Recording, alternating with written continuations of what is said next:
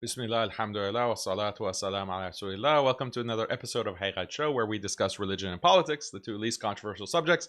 As always, I'm your host, Daniel Haqiqatjou, and today we are going to talk about the recent controversy surrounding the dispute between Andrew Tate and SNEAKO.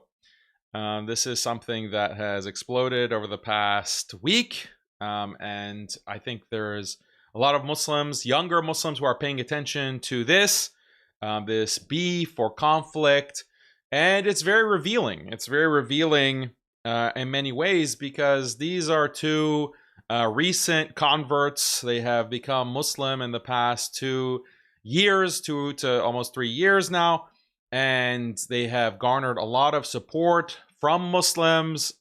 I have also supported them in different capacities. I've collaborated with SNEAKO on a couple of occasions, and it's obvious that they have a lot of influence on the Muslim youth. And so we pay attention to this and we see what the conflict entails, what's really at stake with their beef, and what does it really mean, like, for the young Muslims who are following this. What are the bigger lessons that we can draw from this conflict, these individuals, the pressure that's being put on them from not only social media and big tech companies, but even politicians, even the governments, and how they have to really adjust their message. They have to adjust their persona. They have to react to these pressures in catering to a specific message or to a specific demographic. So I'm going to go over, what exactly happened since last weekend, what kind of damage control is being done, why Andrew Tate is attacking SNEAKO, and how SNEAKO is responding to this. Has Andrew Tate actually sold out? Has he really sold out to the Israeli lobby or Jewish interests, what have you?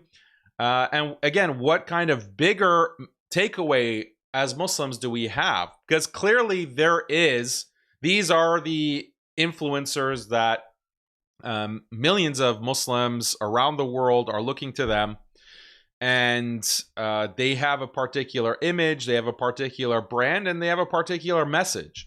And insofar as they're being manipulated to say certain things or to portray themselves in a certain way, that's going to affect Muslim youth. It's going to affect Muslim youth around the world, and that therefore is significant. We have to actually look at this more closely and investigate. And if some of these individuals, like Andrew Tate, are being bought out or selling out or moderating and changing their message, then that needs to be called out. That needs to be really condemned by Muslims, and I feel like a responsibility personally to call that out. Why? Because I was a critic of Andrew Tate when he first rose to prominence, and then he converted to Islam, he became a Muslim, and I said very clearly at that time that we're happy that he has become a Muslim. I'm thrilled, I'm ecstatic that he has become a Muslim, and that's going to help others enter Islam as well. This is a good thing. I was very clear about that. And I criticize these kind of liberal, left-leaning Muslims who are saying, no, if Andrew Tate is going to be a Muslim, I'm going to leave Islam. Like some of the quote-unquote Muslim feminists were saying this. If, Andrew Tate, he's not welcome in Islam, he's a misogynist. He can't be a Muslim because a misogynist can never be a Muslim. Like, you think that the Wahhabis do a lot of takfir. The feminists were doing a lot of takfir of Andrew Tate, and you saw like the simp imams also cater to those women, as they often do. And I said, no, we have to just be happy whenever anyone accepts Islam. We're happy. I'm not saying that he's a role model. I'm not saying that Muslims should take him as Shaykh al-Islam or take him as even just a role model. It's very clear on that, because we have to see, like, is Islam going to change the direction of his life? Is he going to actually make an effort to change, to rid himself of the kind of the sins and the major sins and these kinds of vices that his whole brand is tied with? Like, is he actually going to project a kind of Muslim identity that cares about Islam, cares about what Allah, cares about the pleasure of Allah and following the sunnah of the Messenger sallallahu alaihi wasallam? Is that actually going to be a part of his brand, or it's going to be like the same brand? If it's going to be the same brand, then why should Muslims care? Why should Muslims support that? Why should Muslims have anything to do with that? So that was that was always my position on Andrew Tate. I said, let's see what happens. And then within a year, now 2 years and more, like, he's proven himself to not actually want to change, not actually want to change his messaging, change his image, change like the things that he promotes. He still is putting the same garbage online, taking deals with haram companies, gambling companies, this kind of messaging to the world, again, like a very materialistic, hedonistic message of pursue wealth, pursue women. This is just hedonism. That's not something that a Muslim should be promoting. As a figure of this kind of prominence, you're squandering your fame, your notoriety. You're squandering that instead of doing something that is fine. If you don't want to be like an ambassador for Islam, okay, not everyone is cut out for that. But you're actually promoting the haram. You're promoting things that are major vices, major sins, and exactly like the wrong message that the youth need to be getting, especially Muslim youth. You represent that, and you've made no effort to curtail that or change that, or and in fact, you seem to be defiant. You seem to be defiant, wanting to stick to your own ways. Okay, whatever. You be defiant, and we'll be defiant, and say that we don't want anything to do with you. We don't want to have anything to do with you. Not that we're takfiring you, not that we're saying you're not a Muslim, but like, why should we consider you to be, why should we stand up for you, put our neck out for you, promote you? And there are several things that he has done that has really, I think, crossed red lines. Like, not only just promoting these vices and this kind of lifestyle, this image, but also siding with these kinds of Zionist British nationalists like Tommy Robinson. I think that is really unacceptable, to stab the Muslims in the back. And, there was a very brief exchange on Twitter that I had before he blocked me, that, okay, the kind of concerns that white Britons have with immigration and the pressure and stresses that immigration puts on the infrastructure of a country. And yeah, there are real social problems that need to be addressed. They can be addressed without siding with the Zionists. They can be addressed without throwing Muslims under the bus, immigrant Muslims under the bus. And why, Andrew Tate, do you choose to side with some filth like Tommy Robinson? That was my message. And he blocked me, of course, on Twitter for criticizing him like that. But that's like a really big line to cross, that you are going to side with these kinds of what's clearly a representation of the Zionist lobby in the West. You are going to throw your hat in with them. That becomes really unacceptable. Anyway, we're going to talk about all of this. We're going to talk about SNEAKO. We're going to talk about, well, how much do these criticisms of Andrew Tate apply to SNEAKO? We're going to talk about their beef. We're going to talk about the event, what happened in Miami that caused this international incident, because it's quite funny. It's quite ludicrous, actually, that what actually becomes a controversy and is covered by news media and politicians, the mayor of Miami banning SNEAKO, and at one point even Andrew Tate banning them from the city, banning them from the city of Miami. Miami is not like a small village; it's a pretty big city, international city, and getting banned from it, or saying you're not welcome. The mayor, he happens to be a Jewish mayor of Miami. So what has caused this? and it's quite humorous actually.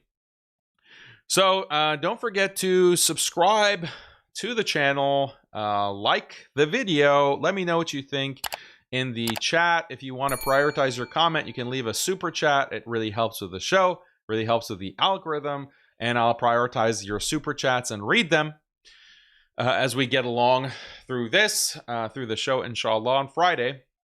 So I had a discussion on Wednesday with a fellow Iranian American Muslim, Shahrzadeh. If you haven't seen that, go check it out. A lot of people like that conversation. I enjoyed it with Shahrzadeh, and it was very interesting to discuss.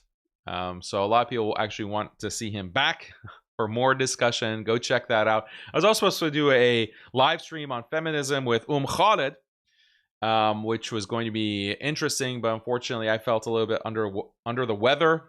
I still feel a little bit under the weather, a little bit sick, maybe coming down with something. And then our kids also have been sick with cold-like symptoms and stuff like that. So that's why we had to cancel. But we'll have it, inshallah, next week probably.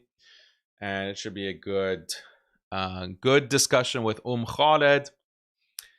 And we also have the retreat, the marriage school retreat coming up in Turkey. This is happening in April, but you should register now for that. Reserve your spot. Global Ummah Retreats is hosting it. It's linked in the description below. And, you know, this is a rare opportunity. I don't really know of any example where I've seen this at this level, to have a Muslim husband and Muslim wife have a seminar or a retreat or workshop where they're co-teaching. We're not going to be like in the same room at the same time to teach in front of a mixed audience. It's going to be segregated. But, you know, that kind of opportunity for a husband and a wife, Muslim couple, to come and attend that kind of retreat, that kind of workshop.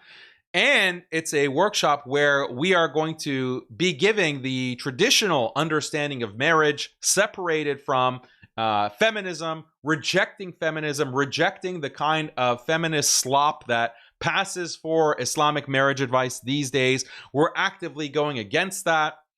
And it's a Muslim husband and a Muslim wife who are teaching this. This is a very rare, let's be honest, like what other example of this have you seen at any other time? Any other example? Like you don't see that. You don't see that. So this is especially like for the Muslim brothers, you're red-pilled. Okay, you are red-pilled, or you want to be red-pilled. You want to understand. And your wife, okay, she doesn't really feel aligned, or she doesn't really feel the weight, or she's not convinced by the red pillars or whoever that you like, that you listen to. So now is the opportunity for her to hear it from the female side, to hear it from Khalid, to get instruction and teaching and have the opportunity to ask questions, to challenge, to get a deep understanding of marriage. What is traditional marriage according to Islam? From a sister, from a Muslim speaker. How rare is that? Like this is a huge opportunity. And so you really should take advantage of it. The link to register is in the description below. And if you're a brother and you also want to know, like there are certain things that, the red pill will teach you certain things, but it's not necessarily Islamic. And so, let's be honest, some of the red pill advice is not really realistic, whether from a social perspective, from a legal perspective, or an Islamic perspective. And so that's going to be a big part of the instruction as well. It's a kind of husband school for the husbands, or soon-to-be husbands, or aspiring husbands, Muslim husbands. So these are all reasons. If you're single, if you're married, if you're divorced, you should really strongly consider coming to the retreat in April, and register now because there's limited seating, limited spots, and the weather is going to be beautiful in Turkey, inshallah. So sign up for marriage school. The link is in the description below. Okay, let's get into the topic. Another Just another quick announcement. So what about the Wahhabi side? Finally, the Wahhabis have agreed to debate. Jake basically forced his hand to accept a debate with me in person. It's going to happen, inshallah, on February 2nd. February 2nd, which is a Monday, and it's going to be live streamed to the channel, inshallah. You can catch it live. And it's going to be a marathon debate, like quite a long debate. It's going to be over 7 hours long. It's going to be 2 separate debates. You know, the topics are going to be split into 2 separate debates, but it's going to be happening back to back. And it's going to be good, inshallah. The first debate is on ibadah and shirk. How do we define ibadah? What counts as shirk? How do we determine what is shirk? How do we define shirk? So istighatha, tawassul, like all of these issues. That's going to be debated. And then the second debate is going to be on, are Ash'aris and Maturidi creed, those 2 creeds, are they deviant? Are they deviant? That's going to be half of that second debate. And the other half is going to be about, is Daniel an Athari? Is Daniel or Ibn Taymiyyah an Athari? Like these are Jake's topics. He wouldn't accept to debate me without proposing his own topics. So those are the things that are going to be debated, inshallah. If you are interested in that, you can watch it. If you're not interested, you can ignore it. But it's finally that kind of confrontation is going to happen, inshallah, on February 2nd. So mark your calendars, hit the notification bell so you know when we're going to go live, inshallah. Okay, so let's get to the topic, which is the fallout from, the club going activities of Andrew Tate, SNEAKO, Nick Fuentes, Myron of Fresh and Fit, Tristan Tate. I don't know who this guy is, this white guy there, and this teenager named Clavicular, who has, come out of nowhere, gained like notoriety overnight.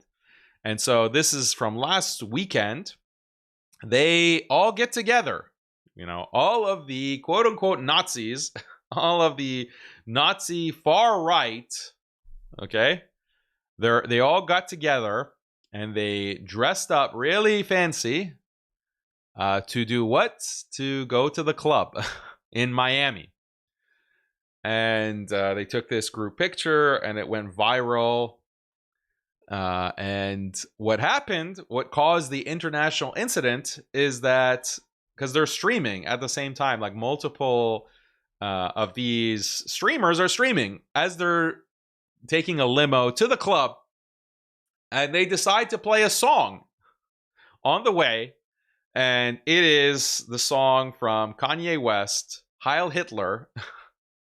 They're blasting this, and they're dancing to this, and Andrew Tate is there, Tristan Tate is there. These guys, they're all there, and they're vibing to Hitler. And they're streaming. So this is being clipped and it's being spread. And there's huge backlash to such an extent that the club, and then when they went to the club, when they went to this Miami nightclub, in the club, they also started playing the song. They started playing this song. And these clubs apparently are Jewish owned. The mayor of Miami is Jewish. And they weren't too happy. They weren't too happy about what was taking place. And so they banned all of these people. They said, you're no longer welcome to any of our venues. So it's not only the nightclubs, but also the restaurants, basically all of these different venues. You're banned. And you're also, even from the city, even the mayor was saying that you're no longer welcome to come to Miami. We don't like anti-Semites to come into Miami. So this was the backlash. This was the fallout from going to the club, playing a song, and you offended a particular group, a particular tribe was very offended, and it's the one tribe, it's the one group that you cannot joke about, you cannot criticize, you cannot really make fun of to any extent. That's the one group. Didn't they get the memo on that? So anyway, so the backlash was predictable. These individuals have been getting backlash from that group for years now. Should be used to it. But what was strange is that some of the people in this party started folding. They started apologizing, started playing the blame game, saying, no, I didn't, this wasn't my idea to play this song. It was actually SNEAKO. SNEAKO is the one who played this, and he's to blame, and I thought it was immature, whatever. That's what Andrew Tate has gone on multiple podcasts now to throw SNEAKO under the bus and say that this was SNEAKO's idea. And I disapprove. I think that, no, we have to love, we have to love all people, especially this particular tribe. So, and then this is the source of SNEAKO's rage against Andrew Tate, calling Andrew Tate a snake, backstabber, a rat. And so we're going to look at clips of both Andrew Tate throwing SNEAKO under the bus and more. Andrew Tate has revealed a lot, actually, in the past week about where his loyalties actually lie, who's really pulling the strings for Andrew Tate. We're going to look at clips of that, and then we're going to look at SNEAKO's reactions, and we're going to react. Before we get to that, I just want to comment on the obvious thing that, look, is this clubbing, hanging in this kind of environment, listening to music like this and dancing, and it just looks ridiculous. Obviously, it's haram. Obviously, this is something that Muslims have to reject, and this is not something that we should be promoting to Muslims. So that's the first thing, obviously. And this is something that SNEAKO should not be doing. And hopefully, I hope that SNEAKO takes this as a sign. This is a sign that, look at where this kind of backlash, and now you're worried about getting canceled or recanceled, I should say. I'm not saying that the people who are attacking you are right, or the tribe that is coming after you and penalizing you. I'm not saying that they're right. I'm not taking their side. But this is, we should always look at things that happen in our lives, like bad things that might happen, or challenges that we face, difficulties that crop up. We should look at that as being a sign, and we should always be self-critical that, well, is this because of my sins? Is this because I didn't do what Allah wanted me to do? I wasn't thinking about the pleasure of Allah. I actually was doing something haram, knowing that it's haram, and I deserve this. I deserve this as a punishment from Allah. And that should be the attitude of the believer, no matter what. Whenever there's some negative thing that happens in your life, the believer is always self-critical, self-blaming, and that is a part of tawbah. That is a part of repentance and turning to Allah, is having that regret. And we should be thankful that we get that kind of sign, like, okay, something bad has happened to me, and I need to turn back to Allah. I need to make istighfar. I need to change my ways. And this is for every believer, okay? No matter what kind of sin, big or small, we should always be blaming ourselves. That is our attitude. And when a good thing happens to a Muslim, when a good thing happens to a believer, we also are amazed. Okay, we have a kind of amazement that, wow, something good has happened to me. I don't deserve that. This is from the mercy of Allah. I don't deserve that. I don't deserve that. With all my sins, with all of my shortcomings, all of my disobedience to Allah, and I deserve to be punished, and Allah is actually blessing me. And alhamdulillah, I'm so grateful to Allah because I don't deserve that. That's the kind of attitude that a believer always has. Whether something good happens, whether something bad happens, it's always being self-critical, always wanting to turn to Allah, knowing our shortcomings, our sins, our flaws. That's just a side point, but it's very important to have the right internal state as we go through life. So maybe we all need to step back and reflect. But okay, so put aside the important Islamic concerns here. The other side of it is when I'm reflecting, I'm looking at this group of people, like it just doesn't seem ridiculous. It doesn't seem even when I originally saw it before the fallout, before the playing the song, the Kanye West song, whatever. When I saw this picture and these clips, it just seems like ridiculous, doesn't it? Because aren't they old? Like, aren't they too old for this? And people like going to the club, that's something that college kids do. That's something that like in your 19s, 20, 21, 22 max, like, okay, you're going to a club. For non-Muslims, I'm talking about, obviously. Not Muslims, but non-Muslims, like that's the age. How are you over 40 years old, like Andrew Tate or Tristan Tate or whoever this white guy is there on the right side? Aren't you too old for this? Like even Fuentes, I think Fuentes is in his late 20s. SNEAKO, I believe, is in his early 30s. Like you're too old for this. You're too old. And that's the kind of dilemma with a persona. If you've crafted yourself this persona of pursuing status, pursuing like women, pursuing cars, and going to these like having this kind of nightlife, being this kind of Chad, quote unquote, there's an expiration date on that. Like you can't just keep doing that. You can't just keep playing into that persona when you're getting into your late 20s, your 30s, your 40s. You know, some of these guys are in their mid 40s and you're playing dress up to go to a club. Like that seems sad. Like that seems very sad and pathetic. Does it not? Does it not? Like you've entered a different stage in your life, and this shouldn't be like, it's insecure of you to want to dress up and look I look very nice. You know, I look very wearing the tailored suit and going out, and I have to go and stand in this club, take a limo with the, you know, the thoughts and the hose in the background, and I go and party. Like, aren't you too old for that? Like, isn't this like, from just a non-Muslim standard, like this seems quite pathetic. And when you reflect on it, it's like, oh, well, of course, like they have built a persona.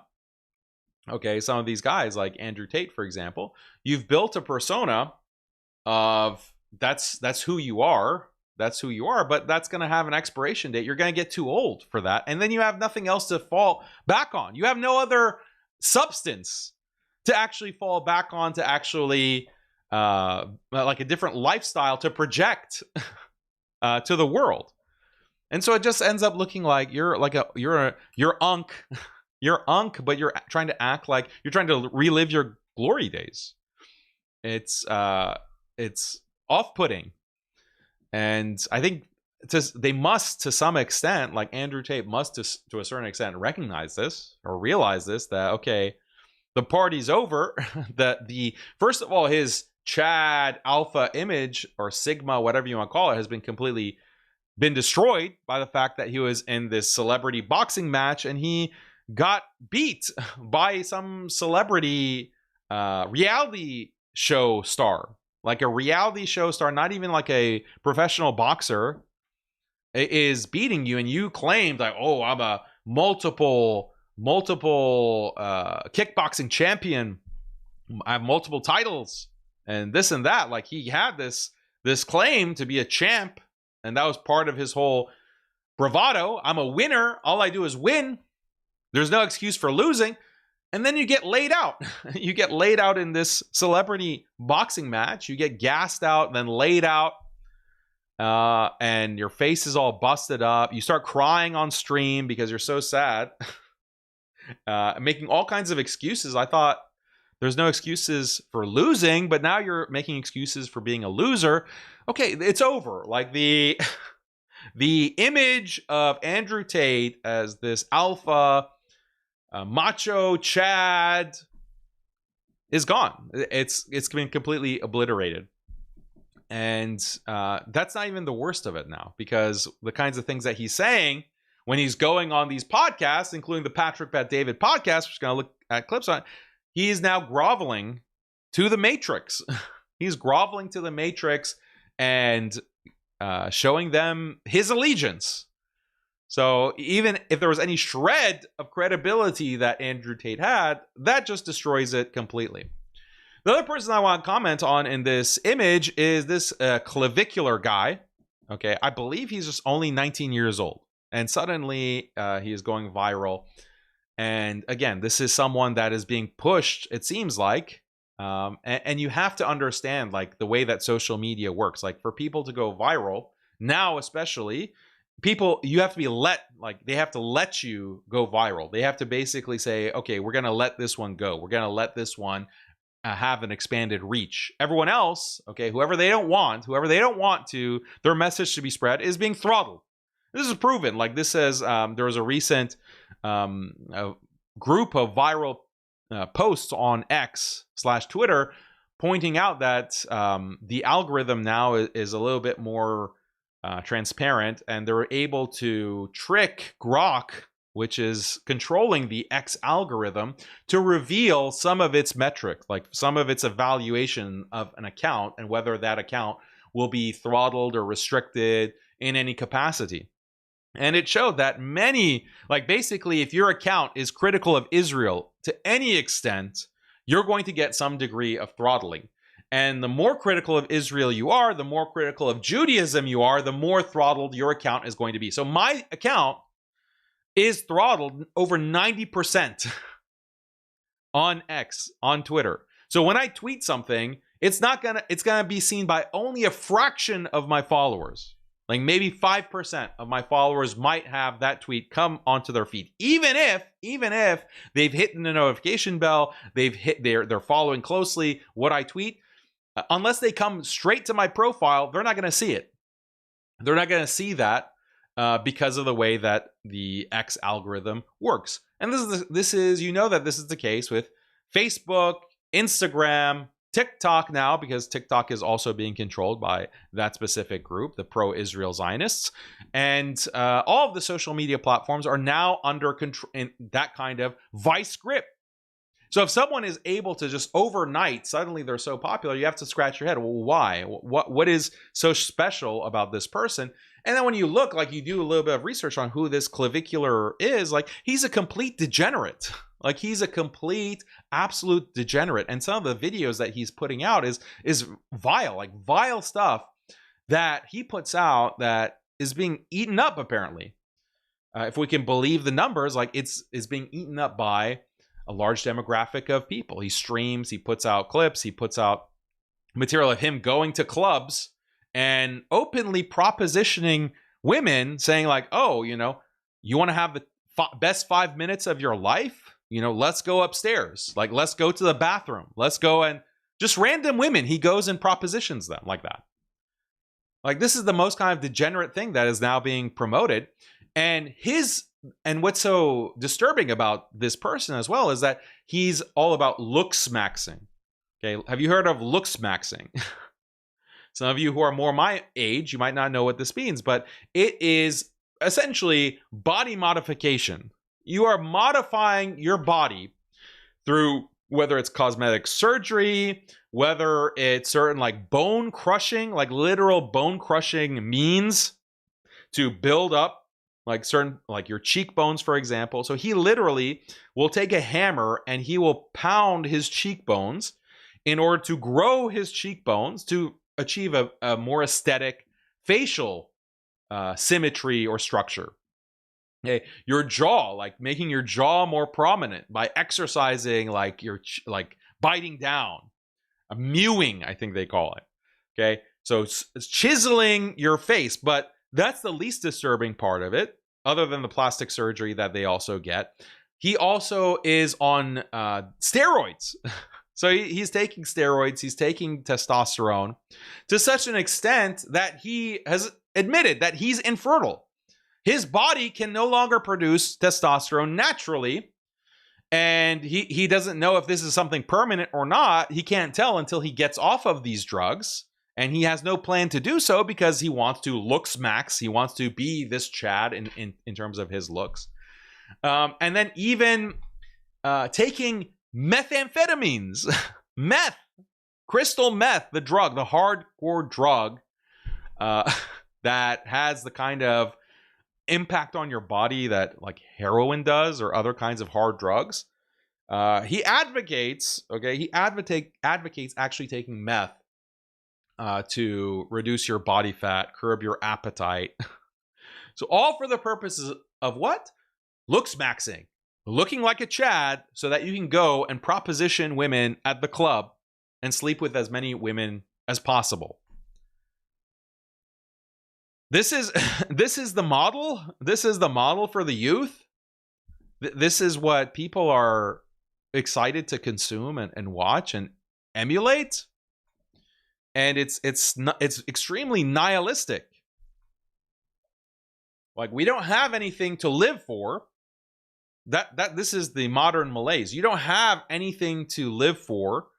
If you're like Generation Z, especially, you've come into a world, like you've matured in a world that is messed up in so many ways. There's no prospect for you to have the kind of life that your parents or grandparents had, in terms of being able to get married, buying a house to have your own property, being in a job that is actually satisfying or has anything to do with your education, being buried under tens of thousands, if not hundreds of thousands of dollars of debt that you'll be paying off for the rest of your life in a job that you hate, in a job that you can't stand, if you're lucky enough to even find gainful employment. Forget about getting married, forget about having children, because of feminism has destroyed those prospects. Women's empowerment have destroyed those prospects. The only thing that you can actually enjoy is pursuing material and sleeping with as many women as possible. Just pure, unadulterated hedonism. That's the only thing that you value, that you can look forward to. If genetically you've been given a bad hand, you've been dealt a bad hand in terms of not being aesthetic, not being a Chad, okay, well, you take matters into your own hands. You start like literally hammering your face. You start taking testosterone. You start taking meth. You start going through this transformation like clavicular, and you can be like him. Like, isn't this like such a dystopian future for our youth, that these are the people that they're looking up to? And there have been like people like this in the past. Like, there have been people like these kinds of social media influencers in the past, but it wasn't as extreme as this. So there was even someone with a Muslim background, like those who are into bodybuilding might know, Ziz, right? Ziz, who was a bodybuilder, and he was trying to achieve the perfect aesthetic physique through lifting weights, and he was on steroids. He was taking steroids, and he had a premature death, because when you take steroids, these anabolic steroids are going to not only expand your muscles in general, but your heart and your organs, especially your heart. That's what is most dangerous. As the walls of your heart become thickened, that's going to put a lot of strain. You're going to reduce your life by years, and then you potentially can suffer from cardiac arrest and die. And so many of these bodybuilders, those who are taking steroids, they for building muscle, building that physique, they end up dying premature deaths. So is that worth it? Is that worth it? So this is these are the role models. Unfortunately, we have people who are on hard drugs, and one theory was that, well, a lot of Generation Z has put aside alcohol, not really drinking to the same extent, maybe not smoking marijuana to the same extent as the previous generations. So how are we going to like dull their minds? Because now Generation Z is the most dissatisfied with the status quo, the most dissatisfied with Israel and Israeli Zionist control over the government, the U.S. government, and Western society in general. Like they're the most unapologetically opposed to these structures in society. And that's a threat. That's dangerous. That's going against what we want to create in terms of a surveillance system, a social credit system to keep everyone, the entire population, under wraps. So we need to find a way to neutralize them. We need to get them back into drugs. We need to get them back into hedonism, just a pure hedonistic lifestyle, pursuing women, pursuing, that kind of pleasure, those desires. How do we get them on that boat? And you have some of these influencers who are catering to that. So maybe that's, I think, plausible theory.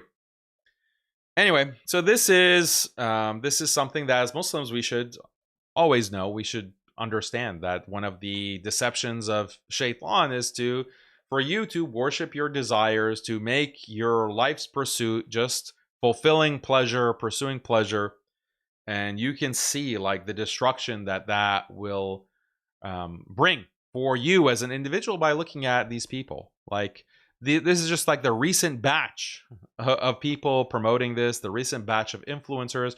Go back 3 years, there was a different batch. Go back 5 years, a different batch. They come to prominence and they go. They fall out of prominence. That's just the way that it works, and a lot of it is because they destroy themselves. They destroy themselves because of their hedonism, because of their pursuit of that kind of lifestyle. Okay, so let's get into some of Andrew Tate's statements.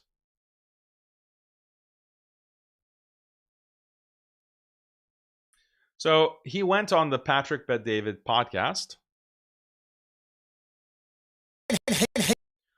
and started his disavowal and disassociation and his apology tour, basically, on Patrick Bet-David. And so you have Patrick Bet-David, you have Patrick's handler, Adam, who is a Zionist Jew, very anti-Muslim, extremely anti-Muslim, actually. Let's see what he says. Hatred towards Jews would disappear if young men could buy a house and get a girlfriend. Actually, yes, it's that simple. No, it's not. Because young men are not sitting, I would argue, and the part about what he's saying is right. Young men aren't sitting there. I want to hear what you're saying, but he is. But he's. Can the guy who deals with anti-Semitism weigh in on anti-Semitism? Of course. For a second, guy? Yes, sir. Yes, sir. There's so much hatred towards Jews. So the reason that people have a problem with Jewish influence and Zionism and Israel and the Israeli lobby, it's because they just don't have a house. They just don't have a house. They don't have a car. And this is something that is often used by Zionists to discredit their critics.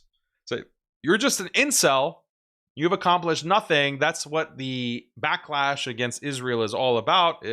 Either they're bots coming out of Iran and Lebanon, or it's just incels, it's ineffectual people who don't have any livelihood, and they're just sitting online as keyboard warriors criticizing Israel day and night. Andrew Tate is playing into that narrative. If only the world's population had some kind of economic security, then no one would have a problem with this particular tribe. That's like he's just taking the Zionist line and he's feeding it to Patrick Bet-David and supporting that kind of perspective. When in reality, we know that no. What causes people to have a problem with this particular group and with Zionism as a project is, number one, it is committing a genocide. It's genociding an entire population, displacing them in the most brutal, inhumane fashion that we've ever seen in history. That's number one. As far as modern history is concerned, we haven't seen anything like this, what the Israelis are doing to the Palestinians. That's the source of the hatred. It's not because we don't have houses or we don't have cars or we can't get married. Okay, those are separate problems. Those are separate grievances. So that's number one. what we see is actually taking place. And then number two, how unapologetically the genocide is being taken place. That this group, like you have these Jewish Zionists who are very proud. They're very proud and they're very unapologetic about committing that kind of genocide. And they are basically daring the world to do anything about it. Like, we're going to continue, like Netanyahu, we're going to continue to kill and murder and displace. And we dare you to do anything to change the situation. So that's the second aspect of it. The third aspect is that they don't show any kind of concern for non-Jews.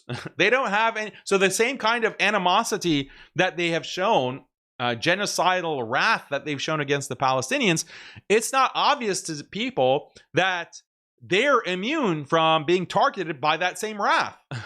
Because, okay, I'm not Palestinian the way that people think. I'm not Palestinian, but I am non-Jewish, and this group seems to have no concern for anyone except themselves.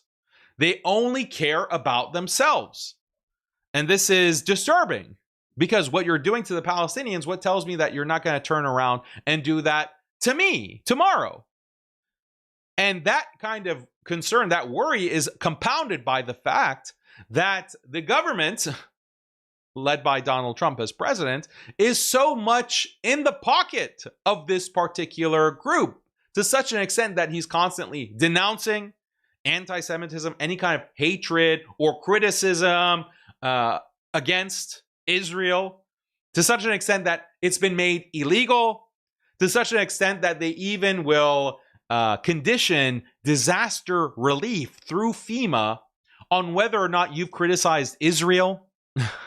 Deportation, like canceling people's green cards on the basis of if they've criticized Israel, not letting people in the country who should be able to be allowed to come into the country, like from the UK or from Canada, not being allowed to come into the US on the basis of social media criticism of Israel. The fact that someone like Donald Trump is bought out and has received $100 million for his presidential campaign by Miriam Adelson, one of the biggest Zionists, who is openly admits that she influences government to her benefit, to her, in line with her interest, her support of Israel, and on, like all of these examples, everyone is seeing it, very plainly, very obviously. They don't even have to be on social media necessarily. They can even see it through their normal news. This kind of over concern for protecting one particular group, protecting and insulating one particular group from criticism. No other group gets that privilege. No other group gets that special treatment from the federal government, let alone, European governments as well. It's only one particular group, not blacks, not Muslims, not Hispanics, not Native Americans, not even LGBT at this point. Not even LGBT. So none of these groups, or Christians more generally, not whites, no one is getting this kind of special treatment. So that, of course, is going to breed resentment. And as I've pointed out before, this creates a vicious cycle, because you have resentment against that group. Then you have more special laws coming down to censor and clamp down criticism of that group, which breeds more resentment, which breeds more censorship and regulations and hate speech laws. And round we go. So this becomes quite a chaotic and potentially explosive situation. So Andrew Tate here is saying, no, this is because people can't buy a house. And then people ask, well, actually, like these policies that are driving up home prices, and the fact that you have these venture capitalists or these investment bankers that are buying up property like BlackRock, who's actually in charge? Who's actually on the boards, the CEOs of these financial institutions that have wrought so much havoc? They've wreaked so much havoc on American society since, the early 2000s. this is something that also, like, people are noticing. That's the problem. People are noticing, and is creating resentment. So Andrew Tate here is going on Patrick Bet-David. He's saying that no, you know, he's trying to disassociate here. We'll watch another clip. SNEAKO has insulted me endless times, especially across the last 4 years. I haven't seen him in years and years and years. But maybe, you know, maybe it's the man code in me. You know, he's insulted me so many times, and I could sit here and throw him under the bus, but it's just not who I am as a person. I want to meet Nick and Clav. It's Clav and Nick who reached out to me. You're in America. We've never met before. Come through. We're with SNEAKO. Is that okay? My reply was, SNEAKO always has some crybaby issue with me. If he's not going to cry his eyes out, he can come. And he came along, and he made a fucking mess. And I could sit here and blame it all on him. But that's true. Oh, by the way, sorry. There might be language in these clips. So viewer discretion is advised. I apologize for the bad language. So any children should stop watching at this point. Truthfully, no, I don't know. That just feels wrong to me. I'm not going to sit here and say who else it was. I'm just going to say I didn't do it. I'm just going to say that I didn't play the song. I don't find the song funny. I didn't think it was appropriate to do. It's someone else's decision. We can drag him up here and we can ask him why he did it. Perhaps you're right. Perhaps when they said Nick's never been to a club before, I should have thought, Nick's never been to a club before. It's the first time I've ever met him. It might be a funny story. I haven't been in America in a year. You know what? I'm bored. I don't even like clubs, but I'm in Miami. Maybe I should go for 15 minutes. Perhaps that was the wrong decision. Perhaps it was. Perhaps I should have known better. So he's here apologizing for being there. The song playing. He blames SNEAKO for it. So what happened to doubling down? Like, what happened to being unapologetic? What happened to escaping the matrix? Patrick Bet-David has to sit you down, and his handler, Adam, the Zionist Muslim hater, has to lecture you. Like, why are you playing this song? And he just folds. Andrew Tate just folds. So, and look who he's folding to. Does Andrew Tate actually raise the point in this interview that, hey, Patrick Bet-David, why did you give a fluff interview to Benjamin Netanyahu in the midst of him committing a genocide? You gave him a platform to just spout his talking points, his Zionist genocidal talking points, blaming the Palestinians. You didn't challenge him once, let alone ask him about the death toll. Even Piers Morgan, that rat, has more of a spine to be able to criticize Israeli officials. But you, Patrick Bet-David, you can't raise a peep. You can't say one word to raise an issue like, oh, don't you think that there's excess deaths and that there are many civilians being slaughtered by this war machine? And what about the fact that you've been convicted in international criminal court? Like, you didn't bring up one of those kinds of issues, those claims against him. When you're interviewing Netanyahu. So how dare you talk to me about a song? How dare you talk to me or try to lecture me or try to browbeat me about a song? A song that was playing as I'm sitting there and bobbing my head. So Andrew Tate doesn't have the wherewithal. He doesn't have the testosterone, I guess, the testicular fortitude to actually push back against Patrick Bet-David. He has to get dog walked. He has to get humiliated like this in a humiliation ritual for everyone to see, because he doesn't have the guts to actually push back and say, look, I'm done with, like, this is what the rest of the world is saying. The rest of the world is saying, like, we're done being canceled or bullied because we don't fall in line with one particular tribe. We're done with that. It's over. Okay, you're not going to bring up the Holocaust. You're not going to bring up, oh no, you know, the October 7th. This was the biggest mass casualty event since the Holocaust. Like, these kinds of victim card that you always play, that you want to play to cease criticism of your genocide, your genocidal policies, and your supremacy, where you consider yourselves to be the chosen people of God and everyone else is cattle that you can just use for your purposes. We're done. We're done with that kind of victimhood being weaponized against us. Because we've seen what you are capable of doing and what you're willing to do to children. Hundreds of thousands of children being murdered, slaughtered, starved to death. And you do it with glee. So you do it with glee. You support that. So don't talk to us about victimhood. That card is not going to work. That's what everyone else is saying. But with Andrew, apparently, with Andrew Tate, he's still in that matrix. He's still bending the knee, bowing the head. And this is despicable. It's something that we have to just condemn him for. And he has the gall to throw SNEAKO under the bus?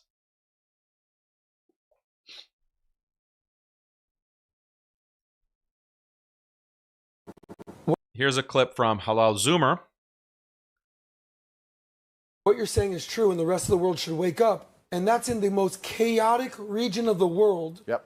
There's a little country called Dubai or called UAE that's actually doing it right. Yep. So this is why when people take the Islamic extremism, I go, well, that's not everywhere. They actually have a peace agreement with Israel. Yep. The two probably most stable countries That's true. in the Middle East. That's true. Whether you like Israel or not. There's Jews all in Dubai.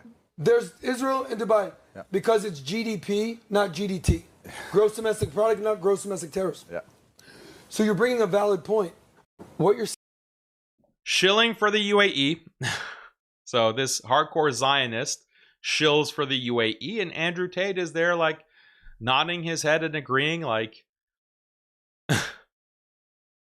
so that kind of gives it all up, right? That reveals everything. Like the UAE it basically owns Andrew Tate. The UAE owns Andrew Tate, and if the UAE owns Andrew Tate, that means Israel owns Andrew Tate. He's their slave. He's their slave for whatever reason. They helped him with his legal issues. They're providing him some kind of shielding from whatever legal trouble that is coming from, Adam Sosnick's friends. Whether they're his friends in the State Department or his friends internationally. They attack you, and then they also provide you cover. Like, this is blackmail, basically. He's blackmailed, and openly talking about the UAE. Then the Muslim mom also had this clip. This is from another podcast from this past week. Dubai, the UAE, allows Jews into the country, and they have an embassy for Israel. So you can either be the UAE and get business done while publicly opposing the Israeli government and get things done and be a rational actor, or you can be some extreme country, which makes you a poor little shithole. If you go to Turkey, or you go to Kazakhstan, Uzbekistan, Kyrgyzstan, any of these countries, and if you hung around there for a while, and if you knew the people I know, eventually you'd end up in conversations with people who would try and convince you to do extreme things, dangerous things. It's interesting because we can even look at Islamic terror. They don't blow themselves up. They find some young guy and convince him to go blow himself up. I thought you got a bunch of virgins. Like, I'm Muslim. I'm saying if you got a bunch of virgins for blowing yourself up, surely they'd be doing it themselves. Why are they convincing someone else to do it? There is none of these divides at the top. This is the thing that people don't understand when I was talking earlier about anti-Semitism. If a Saudi billionaire parks his yacht next to an Israeli billionaire, there's no discussion of anti-Semitism. There's no problem with Palestine. They're both billionaires. This is why there's no war between those countries. There's platitudes on the TV. This is bad. But when they all meet, it's fine. So there you have it. He's like so in deep with the UAE that he's now like counter-signaling Turkey. He's counter-signaling Turkey. He's basically like ranting and raving against the Ottomans. That's essentially what this is. He says, like, if you hang out with certain people in Turkey, you're going to be in conversations about blowing yourself up and extremism and terrorism. This is the UAE line. He's using the UAE line, the Medkhali line, against Turkey. He's basically saying Muslim Brotherhood, Ikhwan, without using the actual word. Like, maybe it's too hard for him to say Ikhwan. But he's saying, look at this. Let's play it again so that you get Dubai. If you missed it. So Dubai. The UAE allows Jews into the country, and they have a embassy for Israel. So you can either be the UAE and get business done while publicly opposing the Israeli government and get things done and be a rational actor, or you can be some extreme country, which makes you a poor little shithole. If you go to So you either, like, what is he saying? Like, you publicly oppose Israel, but you're getting business done. Like, you're working with Israel, you're collaborating with them, you've normalized with them, you get things done. A beautiful country like the UAE and a beautiful city like Dubai, okay, which he frequents, he has property there, whatever. Basically, he's advocating for the Abraham Accords. Or you can reject the Abraham Accords, you can reject alliance with Israel, and you can be a poor little S-hole country. You can be a poor little S-hole full of extremists and terrorists. So isn't this so revealing, like who Andrew Tate actually is and who he works for? So publicly, so you, Andrew Tate, okay, this is also revealing about him. Like, he had pro-Palestine advocacy, and he, it kind of really fizzled out. It fizzled out pretty early on, and he's made statements against Israel. So that was just publicly, right? But you're doing business, you're getting expletive done, under the table. You're getting things done under the table. Publicly, you're showing that, oh, I don't agree with the Israeli government, but you're still working with them. You're still collaborating with them. You're still benefiting from them. Why? Why? Is it to enrich yourself? Is it so that you can maintain, your lifestyle or your wealth? Like, why? What kind of blackmail do they have on you? That hasn't been exposed already, actually, now that I think about it.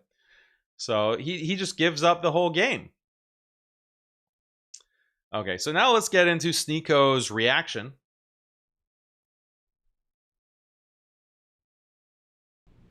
But the way he's speaking now, you could see the bitterness, because it's like he misses when the Matrix was just about feminism. He misses when the Matrix was liberals, was the World Economic Forum, was the globalists.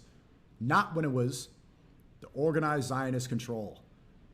Because now, that's going to mess up the money. You realize a lot of the Zionists, these people, they like when you make fun of transgenders. It doesn't affect them. So they'll allow you to make fun of globalists and whatever, Chi-Coms, what else, Frankists, and they're fine with that.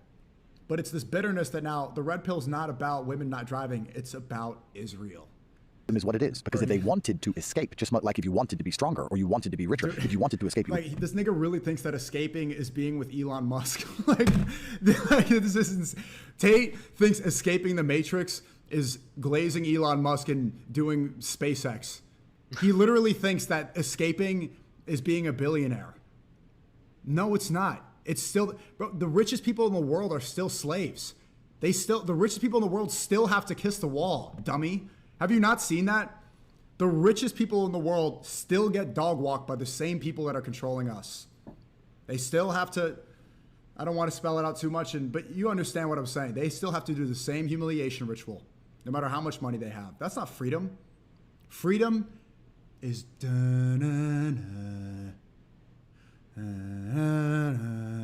that's freedom.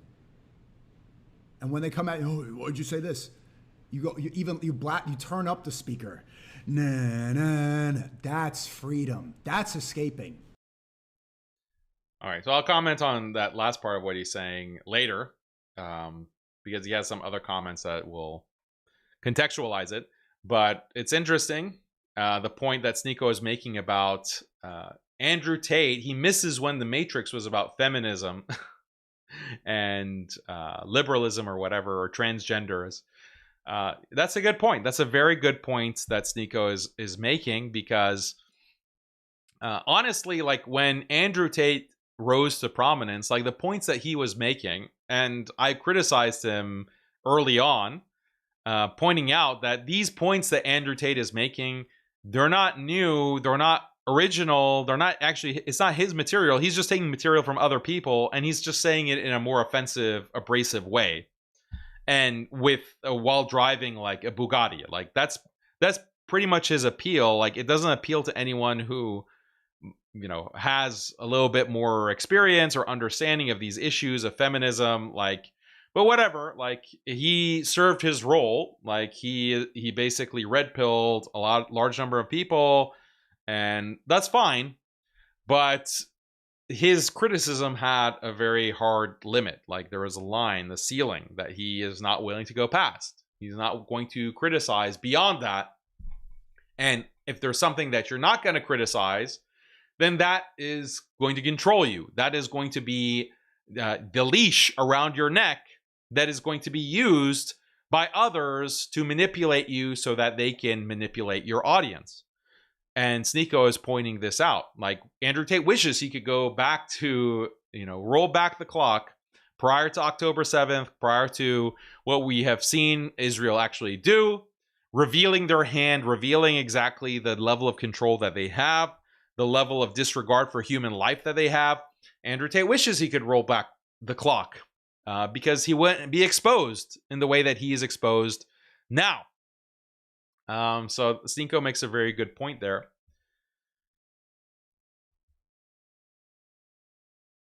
And the thing is also like a larger lesson, and maybe this is something that SNEAKO knows or is soon to realize, is that when your whole identity is based on hedonism, pursuing pleasure, like going to the club, trying to get women, as many beautiful Instagram models as possible, having the cars, the house, the jewelry, when that is your whole persona, it becomes very easy to manipulate you.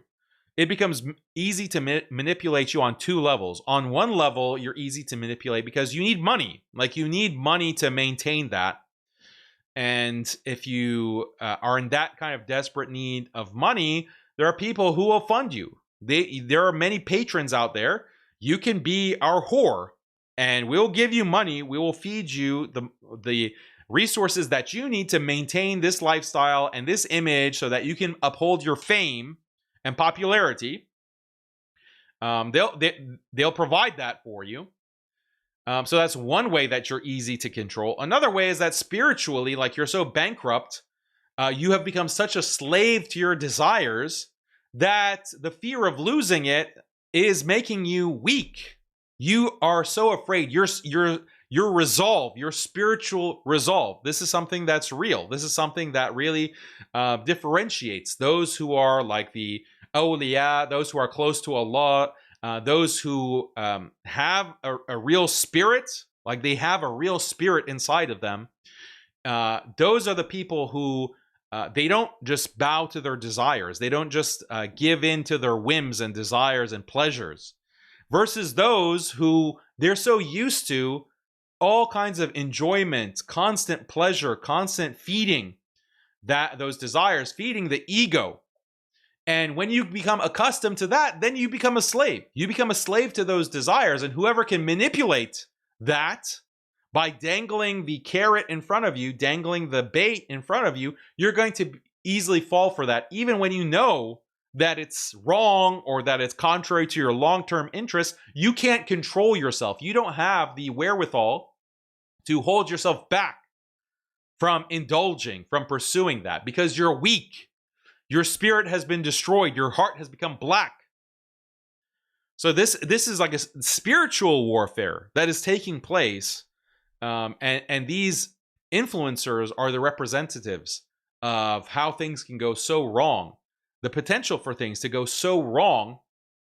And people like SNEAKO, our Muslim brother like SNEAKO, and others need to really take note of this. Like it is ultimately a spiritual battle. So it's not like, yes, I understand what SNEAKO is saying is that, okay, we are being defiant by playing this song. And that, what he says, this is true freedom. Okay. This is true freedom by playing this song. And we're just showing that we're not going to be controlled. We're not going to be dominated. We're not going to bend the knee. We're not going to apologize like Andrew Tate has done. We're not going to, in fact, we're going to double down. We're going to turn the music up. Okay, fine. This is a flawed analogy. But the deeper point, and I'm as we'll see from another clip, I think SNEAKO understands this, is that the real doubling down, the real freedom that you have is to master your own desires, to master your own whims, your hawa, so that you are not easy to control by shaitan, by the devil. You're not easy to control by the devils amongst humanity. The devils amongst humanity who want to control you, co-opt you, manipulate you, crush you if you get out of line. The only way that you can resist that, the only way that you have a chance is through your spirituality, through controlling of your nafs, controlling your soul, controlling your ego, controlling your desires. And the only way that you can do that is to turn back to Allah. To turn back to Allah, to enslave yourself to Allah, recognize that you can only be a slave to Allah, to the Almighty, that the pleasure of the Almighty comes before your desires, your ego, your pursuit of wealth, women, and fame. Until you actually master that, you are going to be easily targeted, manipulated, blackmailed, and destroyed. Okay, it might happen on the grand stage of social media for everyone to see, or it might be happening in your private life, and only you know it, and Allah knows it, and the devils who are attacking you know it. So this is not something that is just affecting these influencers with millions of followers. This is a lesson that we all have to take. Combating the devil, combating our own desires for the base lusts, the base pursuit of degeneracy, that has to be curbed, that has to be controlled. Okay, this is another brother of ours who does a lot of clipping that we appreciate. Go ahead and follow him on Twitter as well. This is what he clipped. But I'm not a slave to these desires. That's why I'm going to double down on this song. They're going to threaten me, oh, you can't go to the club. This is why he's on this podcast doing this tours. Because if they said to him, hey, you're banned from all these clubs. Oh, no. Oh, I'm broke. I'm broke. Fuck the club. Fuck your club. Fuck your hospitality group. Fuck your acceptance. You don't want me there? I don't give a fuck. I'm going to like grovel on my knees so I can go to the club and I could be, whoa, I'm with the celebrities. Oh, I made it. That's not making it. Escaping the matrix is going to heaven. That's the truth. Not trying to be a preacher, but this life is temporary, and that's what it really is about. This life is so short here. You want to escape the matrix. The matrix is this world here. We have so limited control in this life. To really escape, you have to figure out what the right thing is to do. Realize that it's not your will, that it's not you're supposed to be imposing it, and realize that you're here to serve God. That's their ultimate purpose. You escape by making it to heaven. Inshallah. This all the other stuff, watches and yachts, you can fucking keep it. Keep it. Fuck your yacht, fuck your watch, fuck your networking and your business.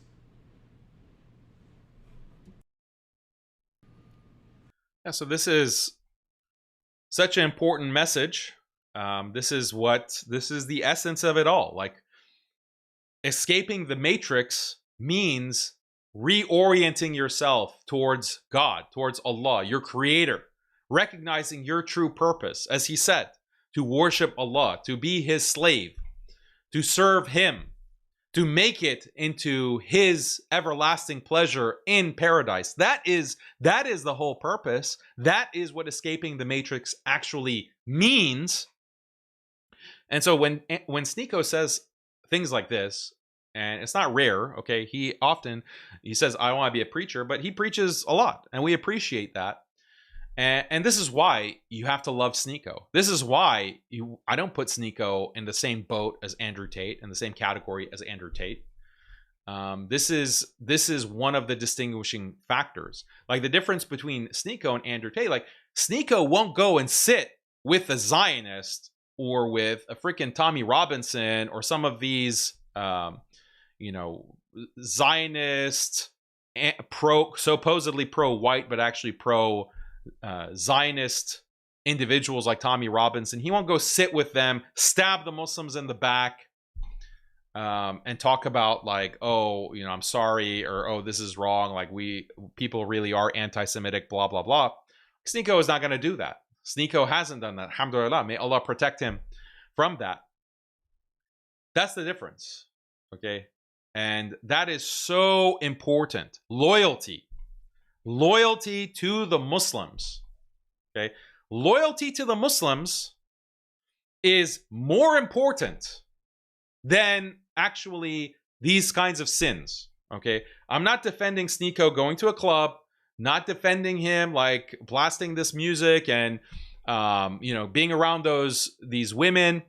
I don't defend that. That's wrong, and I advise my brother, you know, to do better. Okay, that should be clear. But SNEAKO doesn't stab Muslims in the back. Okay, SNEAKO doesn't stab the ummah in the back. He doesn't go and sit with our enemies. He doesn't go. He actually has that loyalty, al-wala.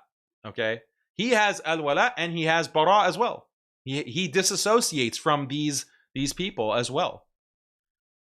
That's huge, okay? That is so huge, okay? Because amongst the Muslims, there are many sinners, okay?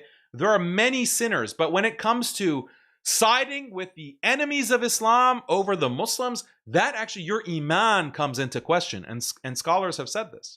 Scholars have said, on the basis of the Quran and Sunnah, when a Muslim goes and he actually sides with the kuffar, he sides with the enemies of Islam over the Muslims, then is he even a Muslim at that point? Can we even consider him to be a Muslim at that point? And this is iman is at stake, whether you are within the fold of Islam or not.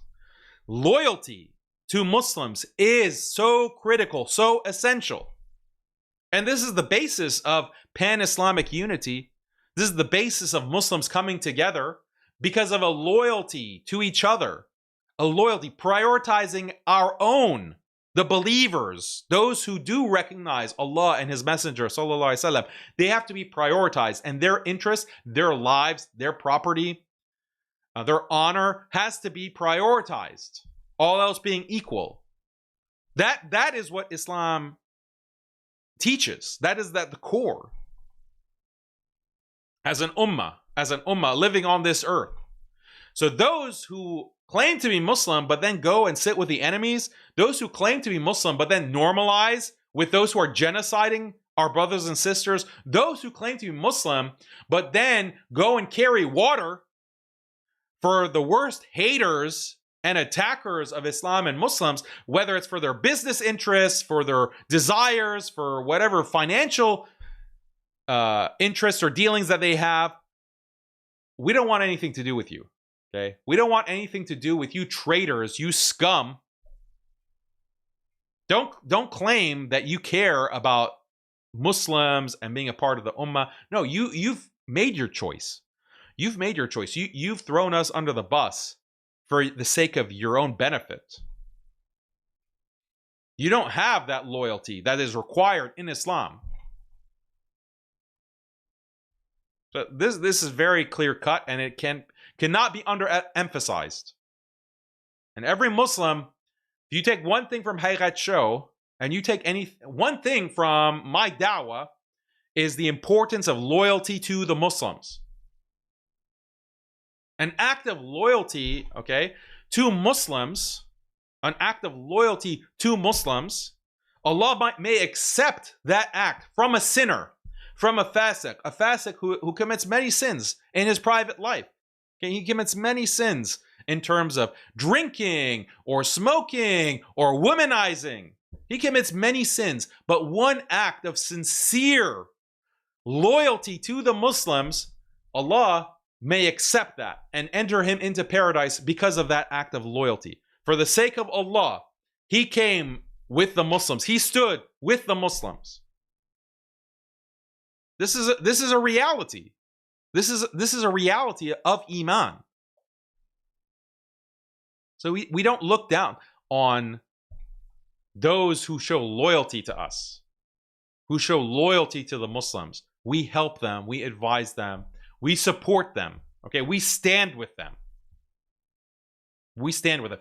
if tomorrow Andrew Tate decides, okay, I'm done with these Zionists, I'm going to take a stand as a Muslim, and I'm going to actually go against this matrix, guess who's going to be the first to support that? The Muslims. The Muslims are going to support that. But as soon as you take their side and you start carrying water for them, then don't look to us for support. Don't look to the Muslims to back you up. Don't look to the Muslims to say, oh, I'm an Andrew Tate stan or fan or whatever. It's not going to happen. It's not going to happen. So, and some of these influencers, they want to play all sides. Okay, they want to when it's going to win them brownie points with the white nationalists, they're going to throw the Muslims under the bus. When it's going to help them financially to sweet talk the Zionist Jewish supremacists, they do that at the expense of Muslims. They just want to play all sides for their own personal benefit, for their own wheeling and dealing. Where are the principles? Do you have any principles? None to be found. And then you want Muslims to just stand by you, ride or die. We're just going to help you and support you whenever you want it. Sorry, it doesn't work that way. We need to have our own. We need to hold the line for our own, back our own. First and foremost, that's what Islam teaches. That's what al-wala wal-bara means.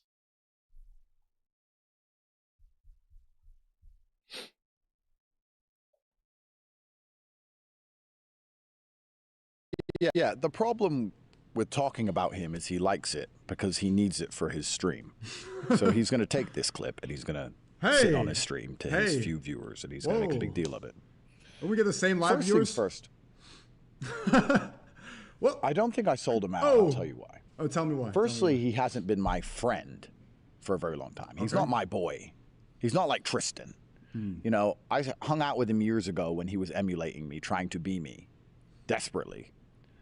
I made his career by speaking to him. Otherwise, he would have stayed a nobody forever. I had 1 million subscribers before. Instead of showing me thanks for that, he started, every time I wouldn't reply to his texts, go on stream and cry in some way and complain about me. It was very bitchy. It was very weird. Like, he'd beg to be my friend one side and then do a stream insult me the next side. Back and forth, anything for views. Very strange.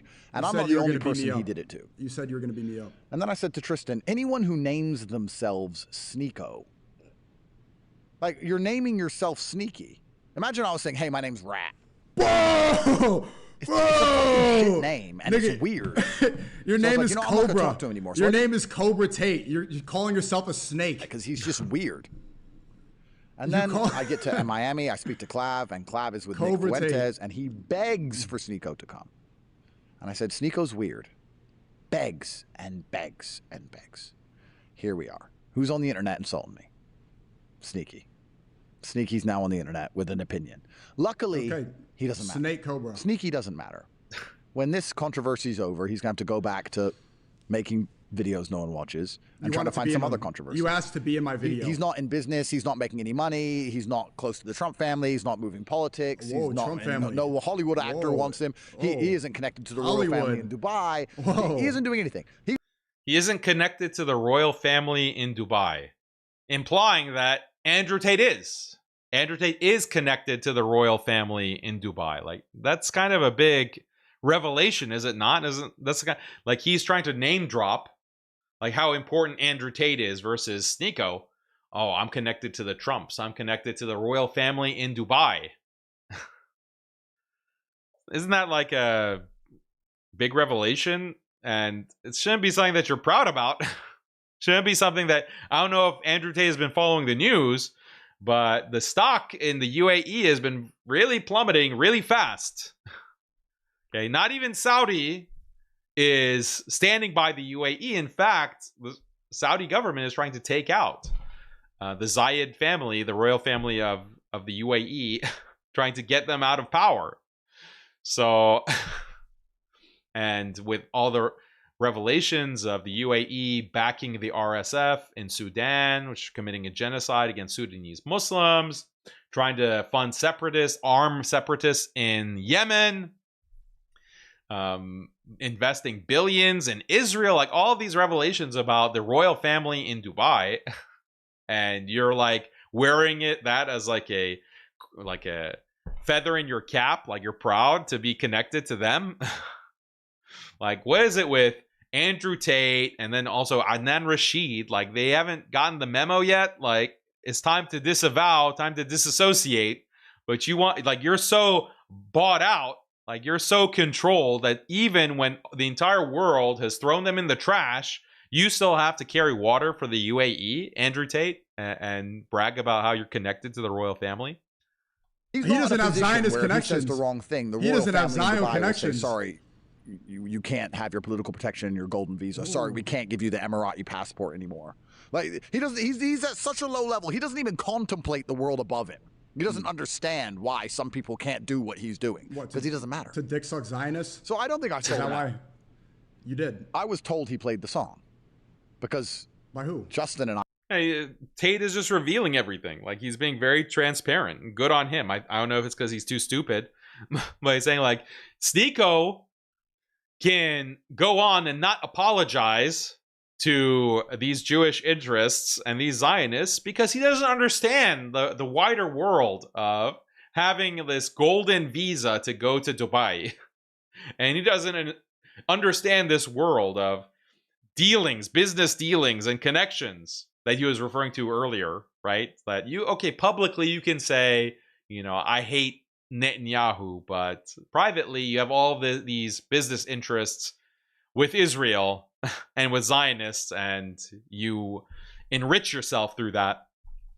SNEAKO is too immature. SNEAKO is too naive to understand that world. Aren't you basically saying that SNEAKO is principled?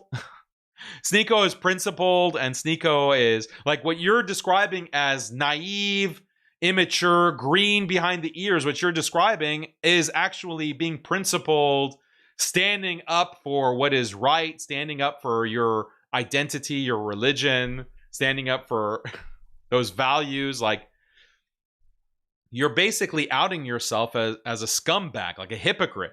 I were playing country music. And then Justin's phone got taken off him and the song was put on. No, Tristan Everyone said SNEAKO put it on. So when I went there, I said, well, I didn't put on the song. SNEAKO put it on. I mean, there's no point in trying to hide who put on the song. It's on fucking camera. Cobra who Tate. Put on the song. Rat Tate. If it wasn't him who put on the song, then I was incorrectly informed. Tristan said As if I give a fuck anyway. And he it doesn't matter who put on the song. And so did your lawyer today. Your lawyer today. Your Why lawyer, did I not brother, play the song? Truthfully. It's a fucking song, Tate. It didn't cross my mind. Dude, I guess. It's a fucking song. It's a song. Who cares who played it? I'll play it again. Yeah, I played it. Fuck it. You want me to? I was the DJ. It was me. I played it everywhere. Played it in my bathroom just now. I hummed it right now. I just played it right here. It's a song. It's America. Free speech. It's our country. We can play music here. It's what we do. What are you afraid of a song? I thought you were unfazed. I didn't sit there thinking, I need to entertain the public. Let me do something outlandish. It just didn't cross my mind to do something like that. But one of the people played the song, and it wasn't me. You don't do something I outlandish? believe, and I was You played told it when it SNEAKO. dropped. You played the song when it dropped. I'm still pretty sure it is SNEAKO, unless you're about to say we've checked the footage and it's someone else. I still think it's SNEAKO. So I said, SNEAKO played the song. Invite SNEAKO on here to defend himself. I don't think that's selling him out. He's a full-grown man. He's a big guy. Big, tough SNEAKO has so much to say about me. And I will defend it. I'm going on Piers Morgan. I'm going to defend it. I'm not going to fold like you. It's a song, and I'll play it again. There's a lot of offensive things that happen in clubs, way worse than a song. Did it hurt people's feelings? Sure. This is what it is. This is free speech. People can get uncomfortable. It is what it is. I don't care. I'll play it again. Well, you want me to apologize like you? Yeah, I'll double down. I'll triple down. That's what we were talking about in the crib. Double down. You folded. Defend yourself on the podcast. But he doesn't want to defend himself. He wants me to defend him for him. I don't want you to defend me. You've never defended me at all. I'm going on Piers on Monday. I'm going to go there by myself, dolo. I'm not going to sell anybody out a rat like you. I'm just going to say, yeah, it's a song. And what? And what? What now? It's a song. It's music. There's worse things going on. The people that are crying about a song looked away and there was genocide happening. You think I care about their moral policing? These people are going to clutch their pearls. Well, how did you let the PBD podcast dog walk you? They just had Benjamin Netanyahu on, and they're going to make you apologize for a song? The other thing is that the people who are clutching their pearls because you can criticize everyone except them, they're actively demonizing Muslims. They're actively demonizing Muslims, making Muslims look like terrorists, making Muslims look bloodthirsty, evil, like Muslims are going to bring down Western civilization. Muslims are infiltrating society. They're going to rape your daughters, and they're going to destroy your schools, destroy your society. They're going to bring down Western civilization. Who do you think is behind all of that rhetoric? Who do you think is behind that propaganda?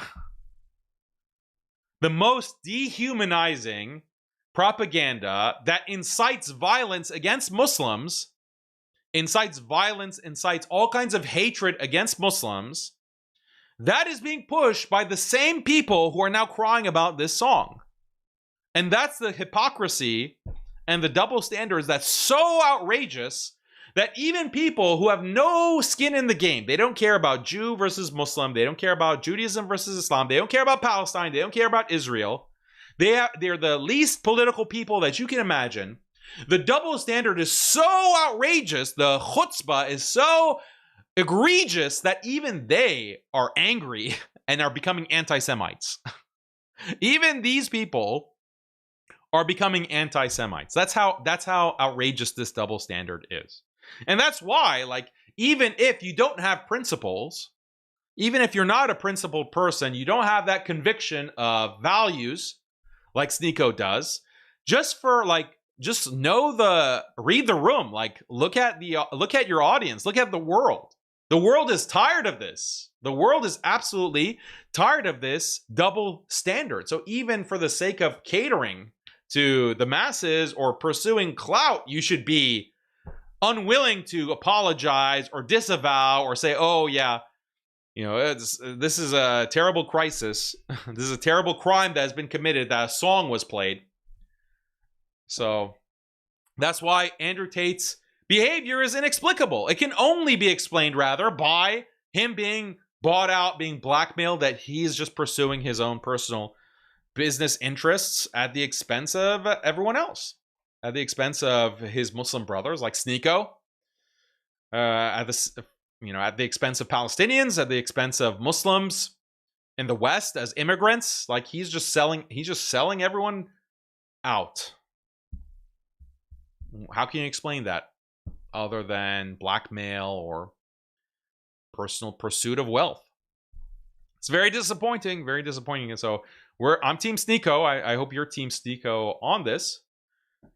And we have to support Muslims who are going to be principled. They're going to refuse to back down. And SNEAKO does it like at personal expense. He could have just said, I'm not going to talk about these issues. I'm not going to take a stand on this. It's just not going to benefit me financially. It's not going to benefit me in terms of fame because my accounts are going to get throttled. My accounts are going to get throttled. I'm going to lose popularity. So he's doing things that are at a personal cost. Unlike Snake Tate. Okay. So that's the show. That's what I want to cover today. And we can look at your super chats, inshallah.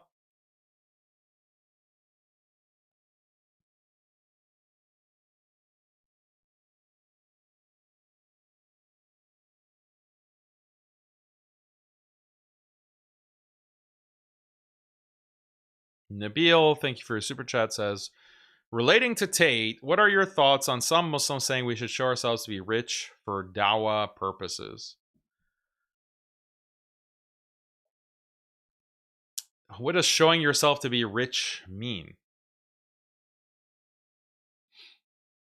Like, I think that the way that these people do it on social media, I think it's cringe. I guess it actually...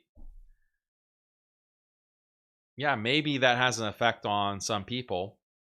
Like, oh, he's rich. And that must mean Islam is true. I can't discount that it has an effect on some people.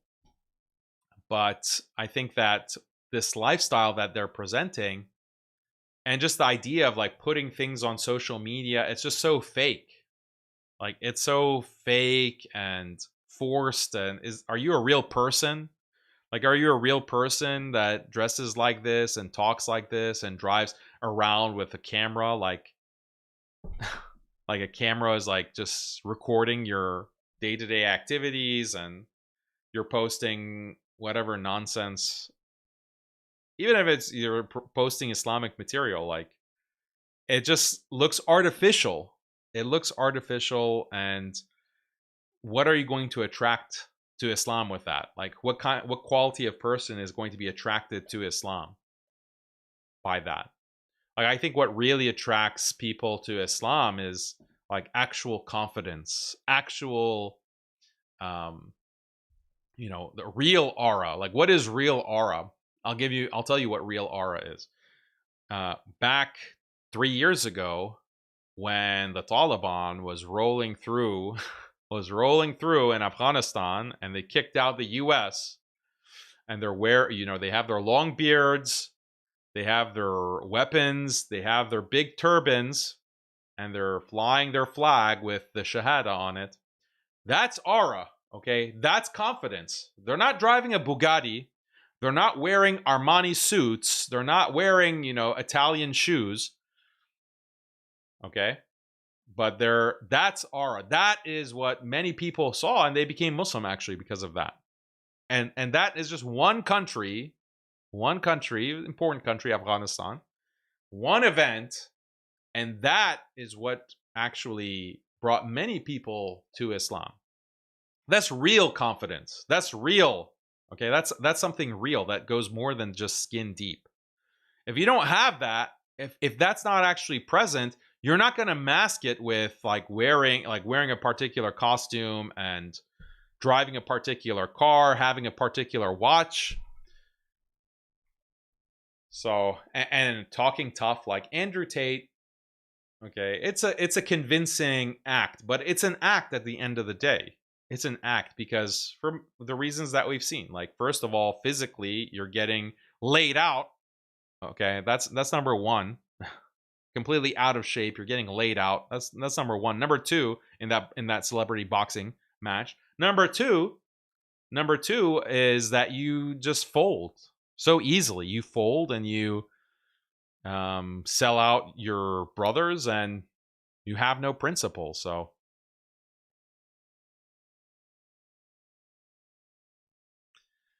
Lord Meislin says, brother, I threw my hat in the ring with an edit. Please react to it. Let me know if I should make more. Can't post the link in the super chat. No Doom edits. Okay, I'll go check that out. Let me see. Is it on a Twitter or what?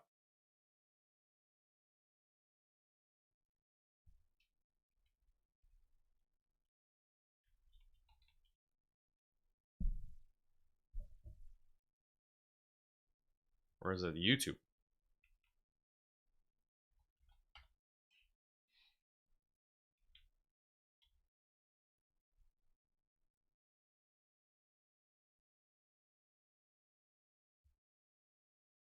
It's not coming up for me.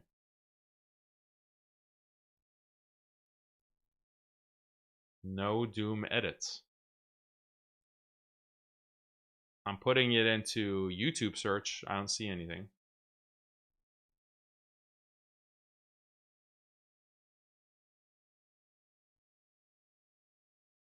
Might be suppressed or something. And Twitter also nothing. Yeah, maybe someone can message me.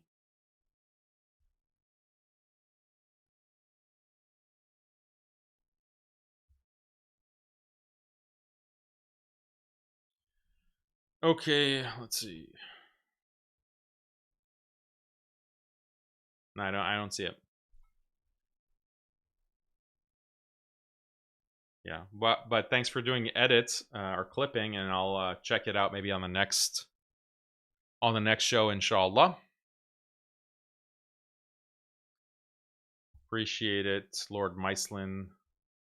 Anyone in the chat know what he's talking about? Oh, Instagram. Well, I don't have Instagram. Put it, yeah, on Instagram. Yeah, I don't have Instagram. Put it on Twitter or YouTube as well, or someone can share it. Okay.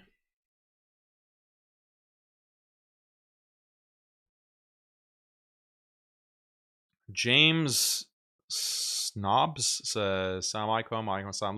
Looks maxing is a derivative of the black pill, which includes a series of studies that in a nutshell say that physical appearance has the highest ROI for your quality of life in all arenas, not just women, income as well. Yeah, I mean, you don't really need studies to establish that that's something that's known. If you're better looking and you're taller, you're going to be more upwardly mobile, you're going to attract more women. Like, you don't need any scientific studies for that. But the idea that, okay, that means I have to transform myself and I have to literally change my body in order to pursue that, that's wrong. Like, that's the problem that I have. I have a problem with the way that the world works. Like, oh, did you know that rich people have an easier time procuring what they need in life than poor people? There's a study that has proven that. Like, oh, wow, really? There's a study. I didn't know that. Like, yeah, obviously that's the case. So just because rich people have an easier life in terms of procuring what they need, paying for their lifestyle, whatever, does that justify stealing? Does that justify riba? Does that justify like procuring wealth illegally or in a haram way? No, it's still not justified. And if your whole sense of self, your sense of purpose, your sense of right and wrong is on the basis of pursuing wealth and reaching higher social strata, then yeah, you're going to be very susceptible to black pill. You're going to be susceptible to looks maxing. You're going to be susceptible to like taking meth and like literally breaking your cheekbones, getting femur lengthening surgery to grow 2 inches in height. Like, you're going to be susceptible to that. That's a problem. That's a problem. You need to get past that hypnosis, that delusion. You need to get out of that. Ghurur. Ghurur is the Arabic term for it. And you need to realize the spiritual realities. Okay, we need spiritual maxing. Ruh maxing. How about that? Not looks maxing, ruh maxing. Your soul. How can you maximize your soul? Your heart. Cleansing your heart. That's where we have to be. Like, that's, if you want to really escape the matrix, look, any kind of physical transformation that you do, it's not going to get you what you want, okay? It's not going to satisfy those desires. You can literally be clavicular or molecular or whatever, and you can sleep with 1,000 women. That's not going to fill the hole in your heart, okay? That's not going to fill that hole, that need that you have. It's never going to be filled except with dirt, except with dust when you're in your grave. If you make your whole life pursuing your desires and your lusts, it doesn't matter. You can be the chattiest of the chads, the looks maxed of the looks maxers, and it's not going to bring you that satisfaction. It's not going to bring you that that fulfillment that you crave. You know, that's the real pill that you need to take. That's the real red pill. Once you recognize that, okay, then you can prioritize what to pursue, like what to do with your life. And if you want, like, to understand, like this, like if you look at our grandparents, or even our parents, depending on how old you are, I'm maybe older than the average audience watching right now. Your grandparents, they weren't looks maxers. They're getting married. They're getting married and having children and living very beautiful, simple lives, wholesome lives. They weren't breaking their cheekbones and doing all this nonsense, taking steroids. Like, that's something that wasn't really necessary. Why? Because you didn't have this destruction of the social fabric. You didn't have feminism. You didn't have, to the same extent, I should say, because there was feminism 60 years ago, 70 years ago, but it just wasn't on steroids like it is now. And yeah, it's women's empowerment. Women's empowerment causes this dearth of that's what's causing the lack of your ability to get married. Even men who are very good looking, they're very attractive, very symmetrical in terms of their facial features, and they're not able to get married either. They're not able to get married either. And there's these women, Muslim women, their standards are so unbelievably high that even the good-looking Muslim men who are in stable jobs, making good money, and you know, as far as my perspective, they're good-looking guys. They can't get married. They can't get married. So what amount of plastic surgery do you think is gonna be able to take you to that level, that like a top 2%? Like, you have to basically destroy your entire face, which is haram, by the way, if that wasn't clear. It's haram. Allah has given you a certain look. He's given you a certain height. He's given you certain money. And that's to test you. What are you going to do? Are you going to start getting into the haram in order to pursue your desires? Or are you going to submit to Allah? And you're going to have qana'ah and have contentment with what Allah has given you. That's the test. We all have that test. We all have that test that we have to face. And some of these people that talk to me, they are extremely black-pilled. They've become nihilistic, and they're saying it's not fair. It's not fair that I'm short, and it's not fair that I don't have these facial features. It's not fair, and why is Islam like this and that? Like, they're starting to blame Allah. Like, excuse me? Like, you think you're the only one who has problems? And then they say, oh, it's easy for you to say, Daniel, because you're like, you have lighter skin and you're taller and whatever. Like, excuse me? Excuse me? Like, there are so many advantages that other people have that I don't have. And there are many advantages that I have that other people don't have. So what? That's called life. Are you familiar with human existence? Like, the experience of humanity on this dunya, that there are haves and have-nots, and that's part of the of life. That's part of life that you have to go through. And the whole test is, are you going to be grateful for what Allah has given you? Are you going to find that satisfaction and that contentment in the infinite plane of existence on the spiritual level? Are you going to realize that? Are you going to recognize that? Is your mind going to be opened enough with that light of truth that comes through spirituality? That's the test. That's the question that you have to ask yourself. Not look at others and say, oh, he has more money, or he has like more defined cheekbones. He has lower body fat percentage. He has like bigger deltoids. Like, seriously? Wake up, people. Wake up. You are deluded by physical appearances. And maybe this is a function of our entire world coming through the phone, like through a flat screen. And so we have, in a more destructive way, conflated reality with image. No. The image, what you see, the zahir, the apparent, is an illusion.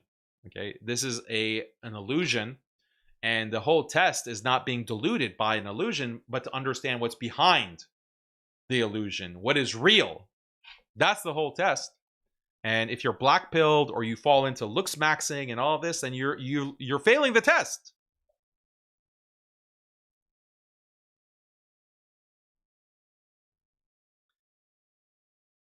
Tech Billy says, Brother Daniel, always on top of current events. Nice, I like it. I only wish you would engage more with the chat during your reaction. May Allah bless you and your family. Is that what people want? Is that what you guys would prefer? If I do that, the episodes are going to get really long, and then people don't like that. So I don't know what is like more of which contingent is bigger, the ones who want the longer episodes with more reaction to the chat, or the ones who want the shorter episodes. Lord Meisland says Clav represents the beautiful ones from Rat Utopia study. Yeah, I think I've heard about this study where you just give the rats, like the experimenters gave the rats all the food that they could eat, perfect safety, like basically provided for every physical need that they had. And then you had like some kind of analog of rat decadence where the rats became like hyper concerned with grooming themselves. And eventually they became infertile because of they weren't interested in actual mating, something like that, and it led to their extinction or the dying off of the rats in that utopia. Muslim Boogeyman, thank you for your super chat. Our moderator, one of our moderators, Top Goy, is playing 5D chess. We don't have the perspicacity coupled with his sheer indefatigability to comprehend it.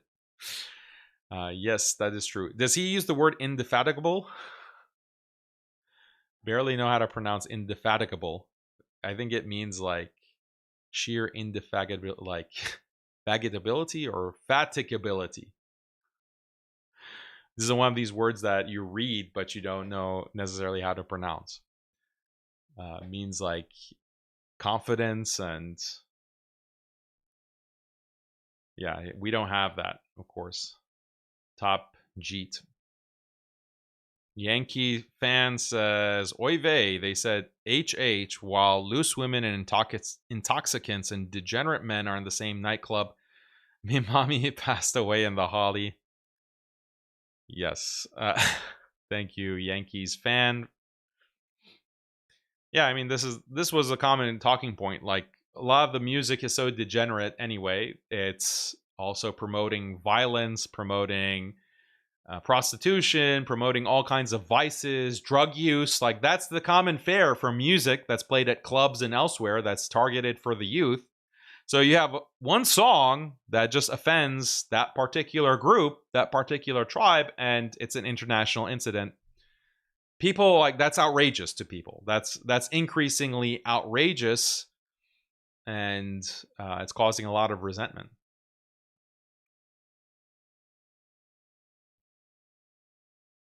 Moyehed says, does Sharzada hate Khoms? Hamas? I was like, Khoms, he hates Khoms. Maybe, I don't know. But Hamas, I don't know. You have to ask him. You can ask him and see if he hates it. Real Hashem says, Salam bro, do you think Homos will give up arms? Homos? What kind of homos? You know, there's a lot of kinds of homos that you can make, different flavors. I don't know if they'll give up their arms, but we'll see. I doubt it. Like, I doubt that they'll give up their arms. Horaba says, they're both different versions of Cypher.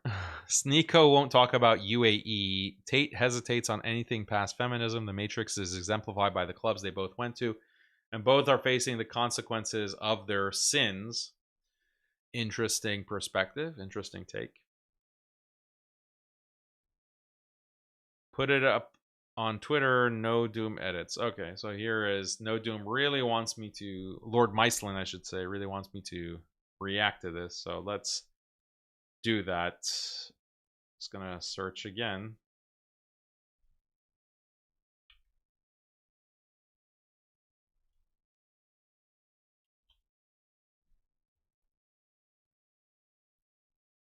Where is it, bro? It's not coming up on Twitter either.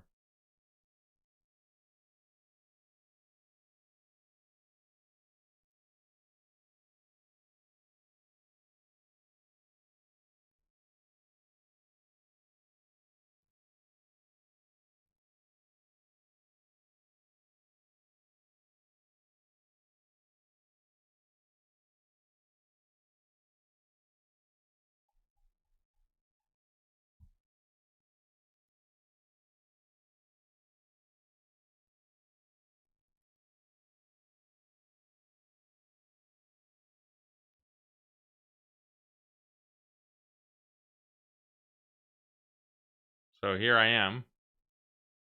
This is what you...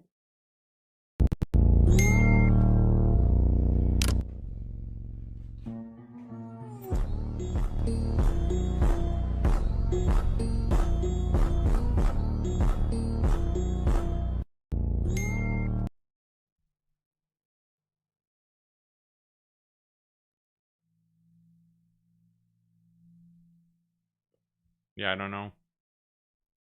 That's your edit or someone else's edit?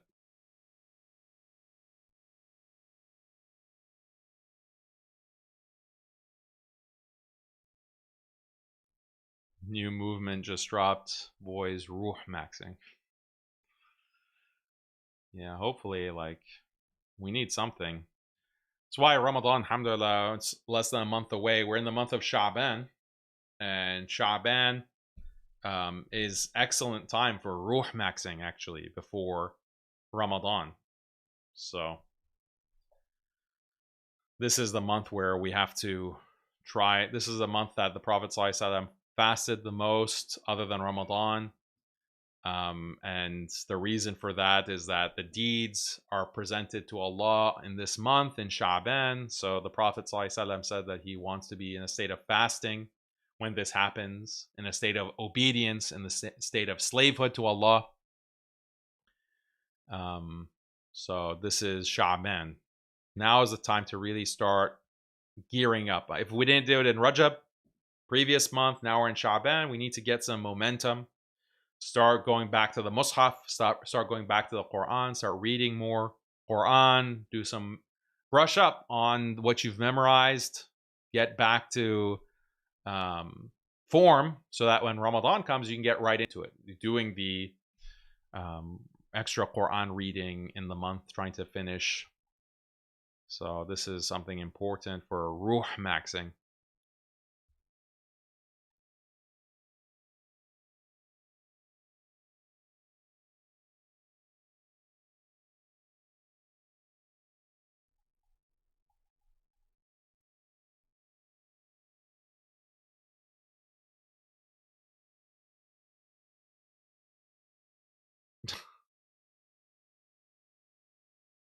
The hijabis max out in the gym in Ramadan? I hope not. I hope their hijabis aren't going into the gym.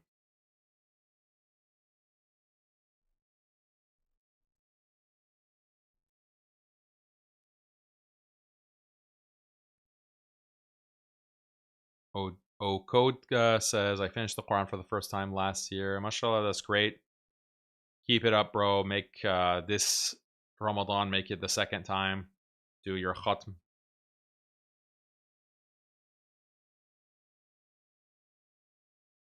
Thoughts on Erdogan calling for Islamic unity?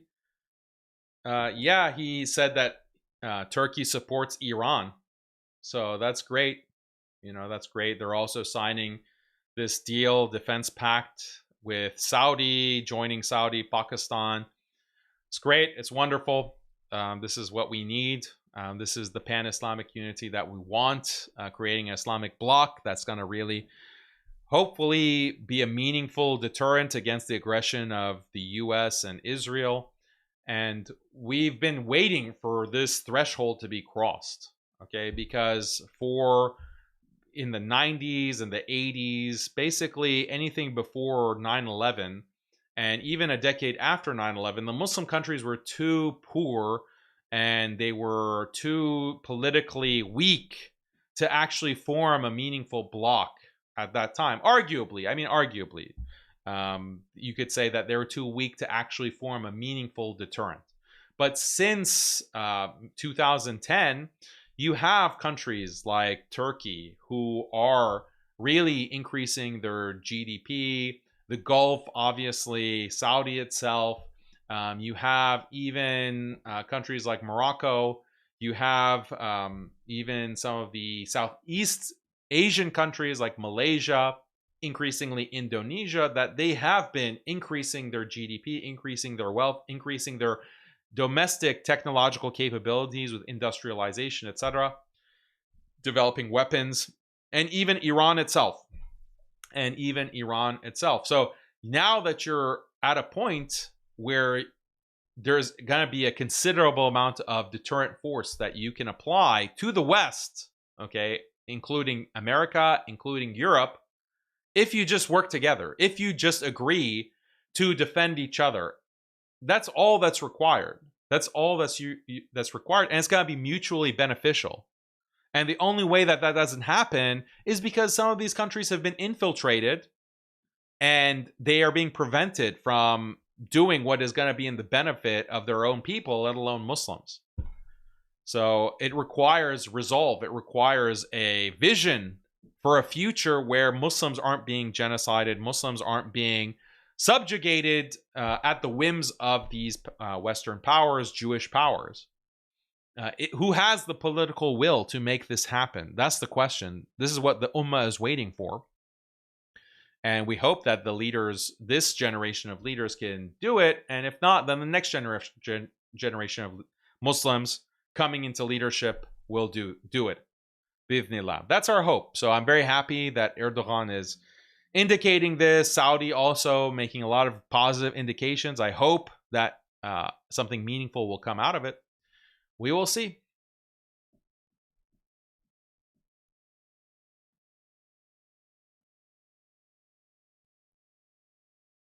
Bruce Lee, Muslim says 680,000 Palestinians unalived, and Tate has an issue with one particular song. Good point. Daniel, SNEAKO is in the chat for a short time. I missed it. I didn't see. But that is nice of him to stop by. But yeah, we love SNEAKO. And I mean, SNEAKO from the beginning, you can see like the way that he talks, the way that he does da'wah is that he actually has like that iman, him becoming Muslim has had an effect. Like it has changed him. And that's like, when you see that, you can't help but love him. You can't help but be loyal to him as your brother and be rooting for him, being cheering for him. You know, and he just says things that I know, like when I see it, okay, this is not an act. Like this is not a facade. This is like a facade, not facade. This is not a for show. Like he's actually talking about Allah. He's talking about his concern is making it into Jannah. Like in his genuine moments, in his sincere moments, that comes out. That comes out.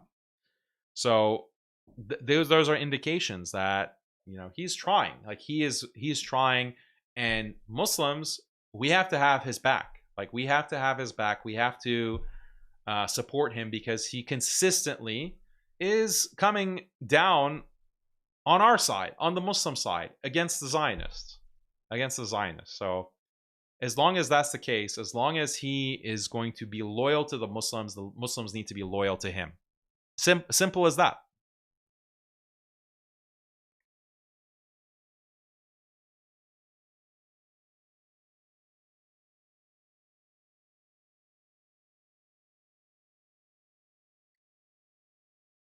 Will the Muslim modern day debate be live streamed? Yeah, so I have a debate on Saturday, not this Saturday, next Saturday, inshallah, against an atheist. It's an in-person debate. It will be live streamed on Modern Day Debate, and then I'll upload it on the channel after. But then 2 days after that, or 1 day after that, I'm going to debate Jake. Wahhabi versus Sunni debate.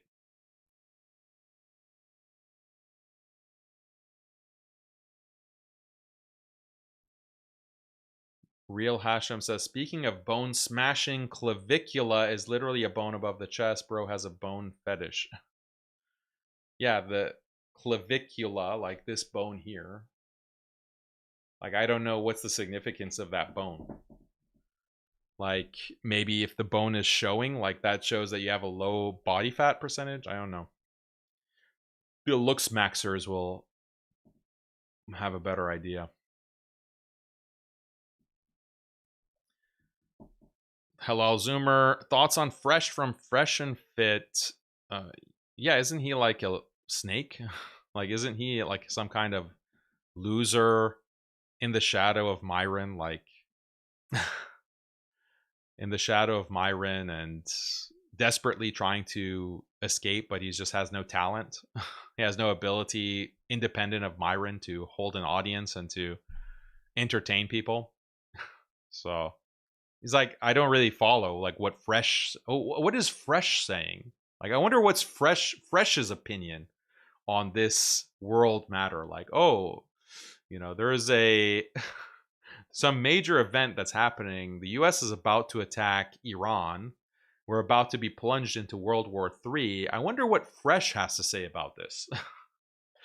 I'm not really seeking out his views or his opinions. And he doesn't seem to be informed, right? Like Myron is the one who is up to date and is in the thick of these debates, debating Zionists, etc. I feel like who is Fresh? Good question.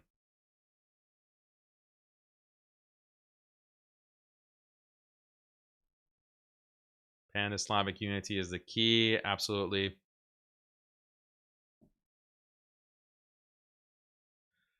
Who is reading the Bible? LOL, not even Christians read it. Even the Christians are catching strays.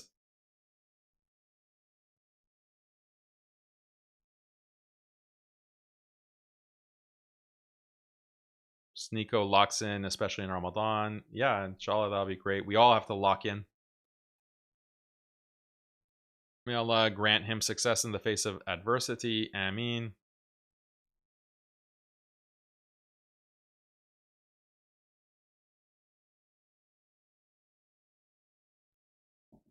Do you support Saudi capturing and integrating UAE with Saudi? Yes. If that means like no more Israeli influence, like overt Israeli influence in the Gulf, absolutely. Saudi needs to take over and end that regime. Okay, Lord Meislin is saying that he pinned it. My bad. Okay, let's see. Let's see if I can get this edit to load. That's like a long edit. Okay.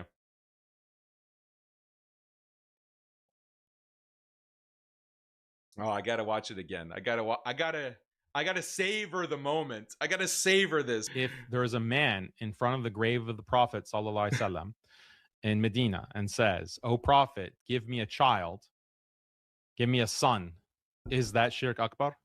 If he was in front of the grave of the Prophet والسلام, and he made that statement, and by it he meant that he was asking the Prophet والسلام, to make dua for him, then we believe this is a bid'ah. The people who But that's not my scenario. My scenario is, what is the ruling for the person who says, "O Prophet, give me a child"? So I want to make it absolutely clear, the scenario, so he can't weasel out of it later. The scenario is crystal clear. A man is standing in front of the grave of the Prophet sallallahu alaihi wasallam and says, "O Prophet, give me a child." Nothing else is said. Nothing else is said. I want to make that crystal clear so he can't weasel out of it, and make it crystal clear that what he means is that what the intention behind it, the meaning behind it. But what he says explicitly is, "O Prophet, give me a child." Do you see why that's important to distinguish? Okay? Because again, the whole Wahhabi position is that just calling to the Prophet sallallahu alaihi wasallam, that is equivalent to dua, and therefore it is an act of worship, and therefore it is shirk. The call in and of itself.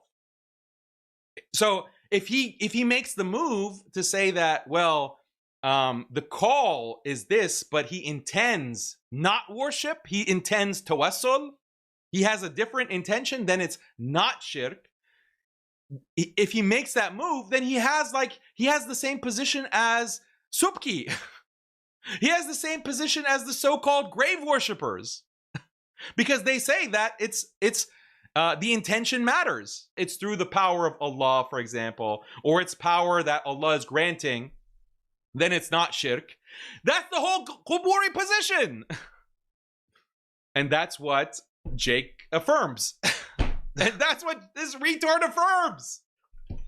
You guys who are watching this on this stream, you don't care about these issues. Like, these are not things that you actually have studied. And that's fine. It doesn't matter. Like, no one is doing istighatha here. 99% of you have not even heard of this topic before the Wahhabis started spamming it. So I want to convey to you like how big of a blunder this is. Like it's not just a miss. It's not like he just had a slip of the tongue. Like he's like going in depth and he's doubling down. And I'm trying to get clarification so he can't have plausible deniability and say, oh, it was a mistake. I'm like, no, I'm clarifying exactly the scenario. I'm clarifying it so that you don't have this excuse that, oh, I just didn't understand. Yeah, great edit, bro. That's good. I enjoyed that. Oh, I got to watch it again. I got to. Yeah, that's good edit. Appreciate it. Really, you got the point exactly right. You illustrated it really, really well. But I just always, it's gonna live with this clown forever. Like this blunder is such a huge blunder, and it's a gift from Jake. You know, you really did us a favor by exposing his idiocy. So we're gonna be debating him in person in about, what is it, like 9 days, inshallah. It's gonna be a live stream, so maybe there'll be more blunders like that. We'll have to see.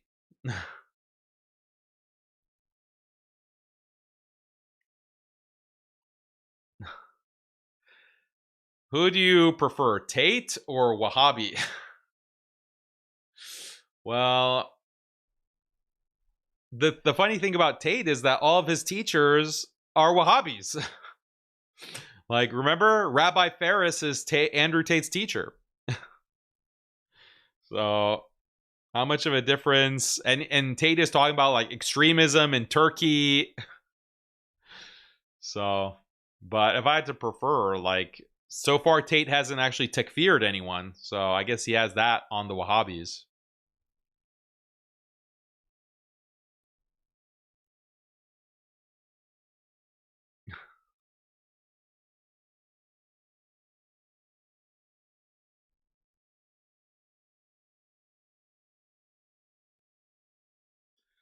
Can you please rank the Gulf from best to worst?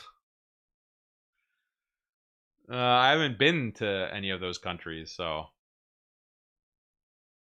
on what basis should I rank them?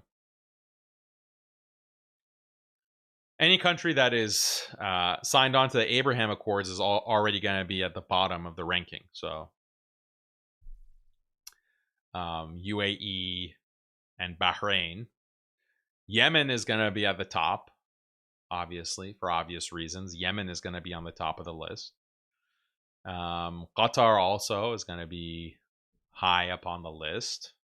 Oman, maybe. Oman is going to be there.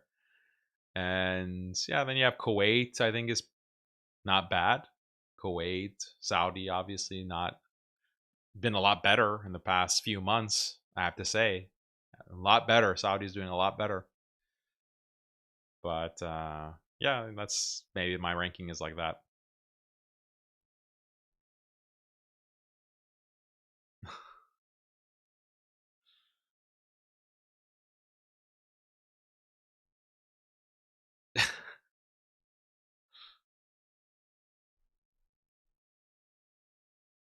Bro's laughing at his own joke. What can I say? I'm funny. If you can't enjoy your own humor, then what's the point? What's the point?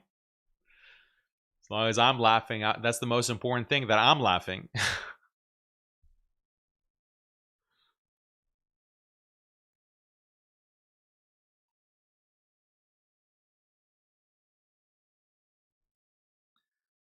Muhtad Ansari says Shia and Sunni must come together to make sushi babies.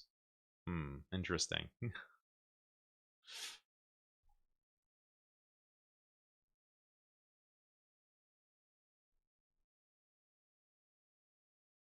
Love from Qatar. Thank you, bro. Iran is not a Gulf country. It's on the Gulf, but it's not considered part of the GCC Gulf countries.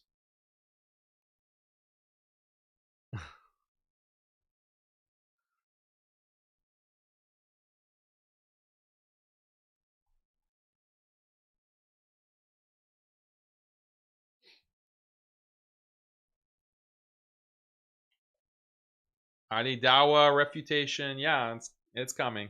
Inshallah. What's also coming is the Ibn Taymiyyah files, by the way. The first episode of the Ibn Taymiyyah files. You're going to like that. That's going to come out. It's being edited as we speak. Shout out to Pakistan. Pakistan Zindabad. Appreciate you guys.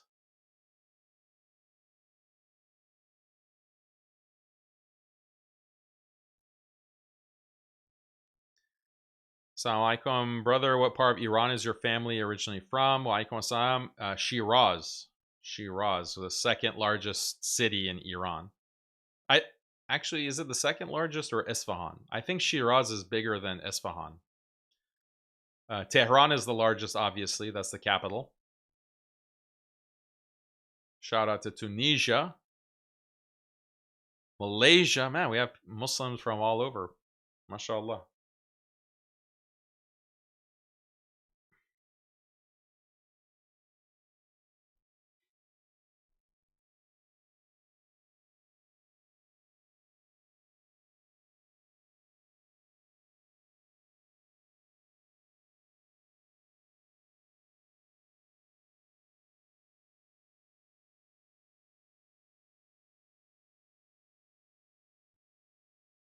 Daniel, can you discuss the article of Ibn Taymiyyah and the jinn? I like the article quite a bit. It was fascinating to hear the tale. Yeah, I was thinking of making a video on it. So this is something that's been relayed from Ibn Taymiyyah. And I put out an article on translating this event about Ibn Taymiyyah, where 73 jinn tried to kill Ibn Taymiyyah. Why'd they try to kill him? It's because he was being too effective as an exorcist. It's too effective as an exorcist. It was corrupting or it was messing with the plans of the jinn. And so the jinn plotted to kill him. And the story of that is on MuslimSkeptic.com. You can go read it right now. I might make a video on it, inshallah.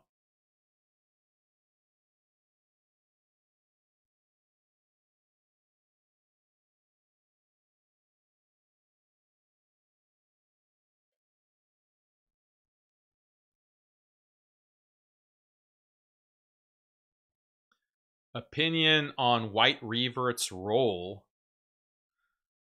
What do you mean your role, bro? Our role is to be slaves of Allah. That's our role. To just purify our hearts, do good deeds, stand for the Muslims. Like, that's our role. That's our role. Like, just keep it simple. Like, keep things basic. Don't put too much pressure on yourself. Like, that's... Sometimes people just get overwhelmed because they feel they have this burden on them to be something or represent something, when Allah has made the deen very simple, very straightforward.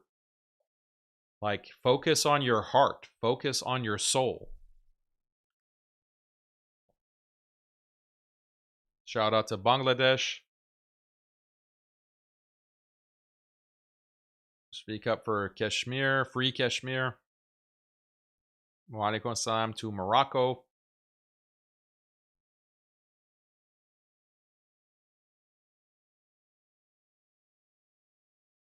What's my opinion on Kurdistan? Yeah, so the Kurds are Muslim brothers, and just like any other group, they are being used at different times to pursue, like, to advance the agenda of different Western powers in Israel. Just like any other group, like, just like at times the Iranians have been used, sometimes the Syrians have been used, sometimes the Shia Iraqis have been used. So, but when we can get back to pan-Islamic unity, brotherhood, no matter your ethnic background, no matter your national background, no matter your sect, like, that's when we can achieve our full power as an ummah.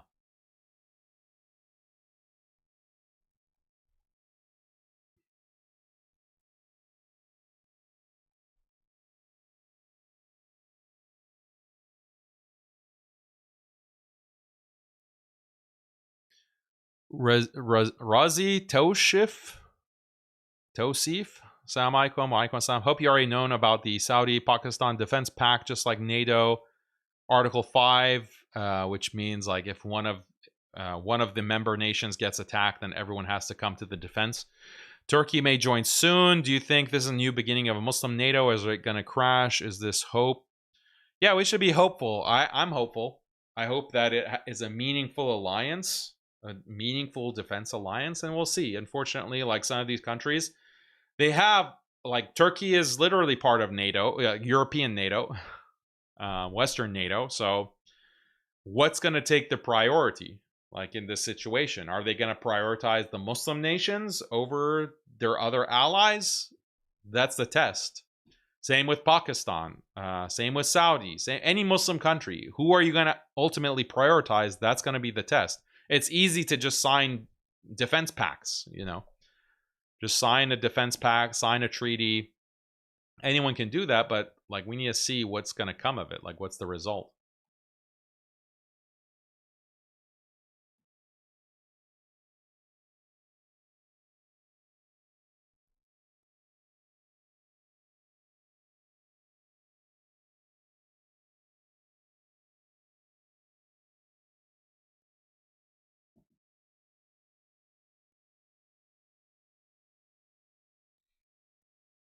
What's the debate topic on January 31st? It's with an atheist. It's going to be like atheism versus Islam. Whose followers are more brainwashed? Like who's actually more brainwashed, the Muslims or the atheists? That's the topic.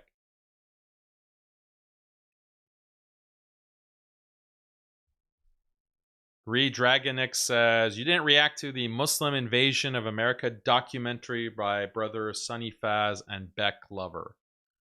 I haven't seen it.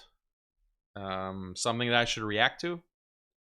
I haven't seen it, so maybe I'll check that out if you guys recommend it. Like it's about the Muslim invasion of America, or it's like reacting to those who call it a Muslim invasion of America. I assume the latter, obviously.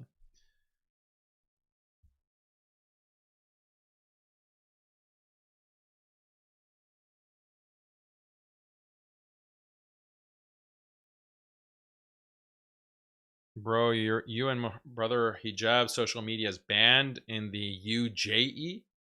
I had to stop over in Turkey and couldn't access your pages. You couldn't access in Turkey, or you couldn't access in UAE? I mean, it's not surprising if that's the case. For the UAE, I mean, not Turkey. For Turkey, it would be surprising.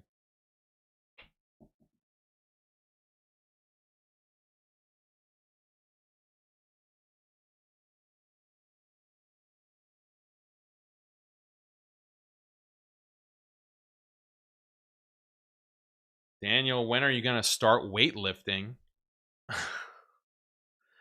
Thanks a lot. Thanks a lot, jerk. When are you going to start? Do you even lift, bro? Do you even lift?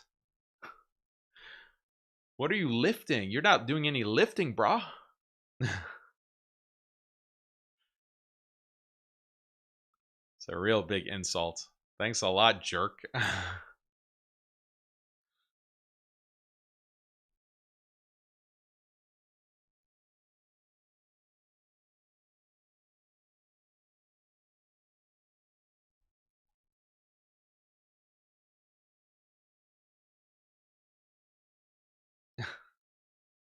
It's like Wahhabis, but they're weight checking you. Daniel needs to become the next Ziz. Yeah, Ziz is coming from Aziz, right? So is it pronounced Ziz or Ziz? Can't tell. It's Aziz. Like his name is Aziz. I think is he like Pakistani background? It's like South Asian background, and it's a sad story. You know, it's sad. He was looks maxing, bodybuilding, and then the steroids were just too much. When is Daniel going to polygamy max? Polymaxing. Yeah.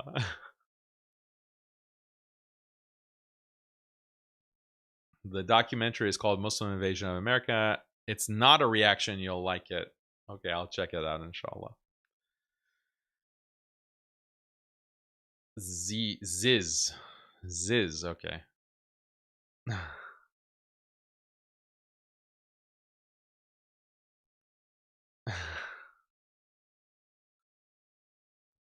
What's your bench? Max bench?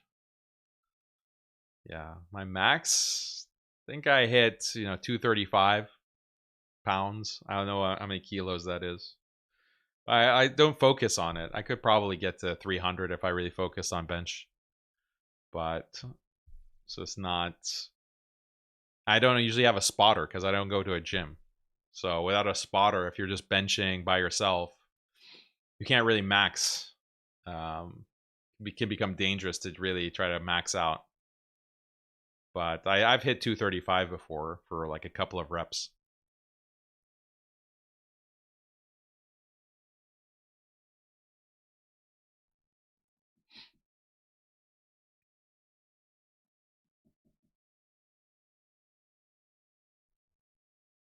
I'm just visiting says, Brother Daniel, I appreciate your work very much, but debating Destiny on Tate was a mistake because he made his mob with cam girls.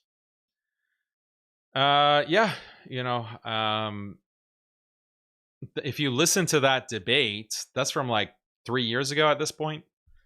But the debate was Andrew Tate was being accused of molesting women, raping women, trafficking women for basically behavior that is legal. Like, it's legal behavior.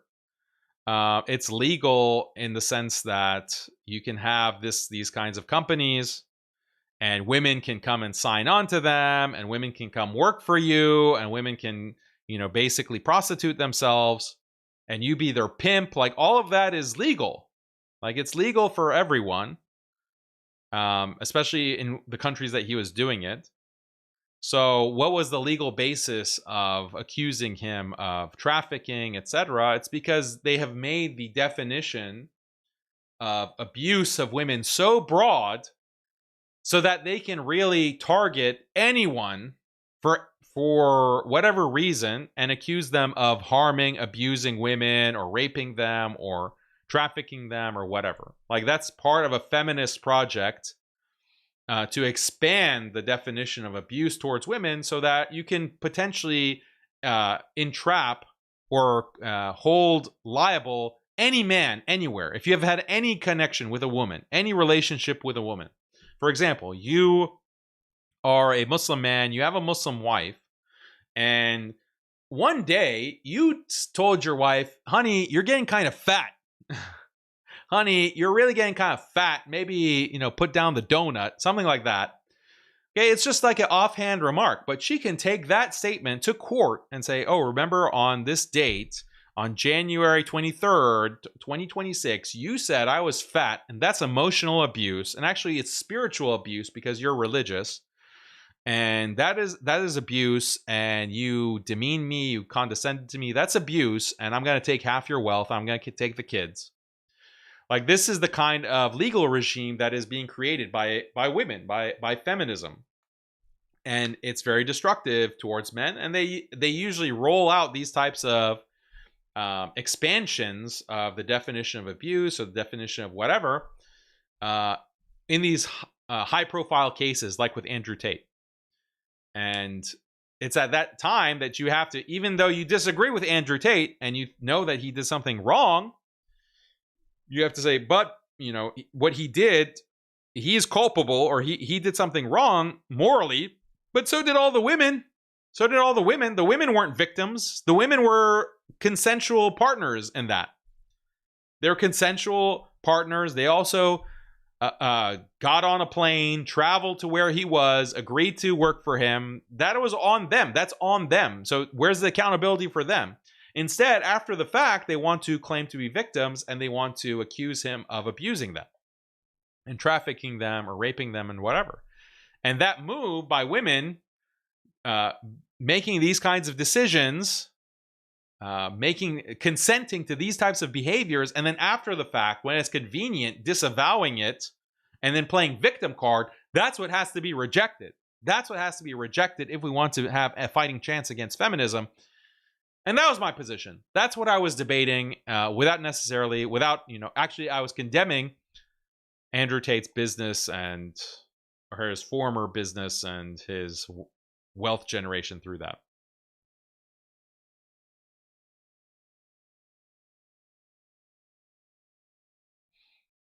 Famo says, Achi, since James of Modern Day Debates loves having you on and you're his most viewed debater, tell him to add a fair mod. The hostility towards Muslims in his live chat is bad.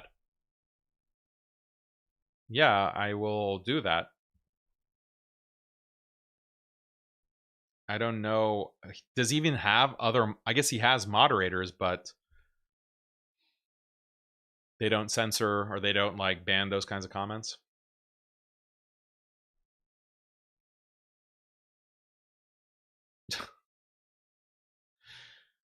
L feminist maxing, W abuse maxing. Yeah, the feminists are maxing the definition of abuse. That's true.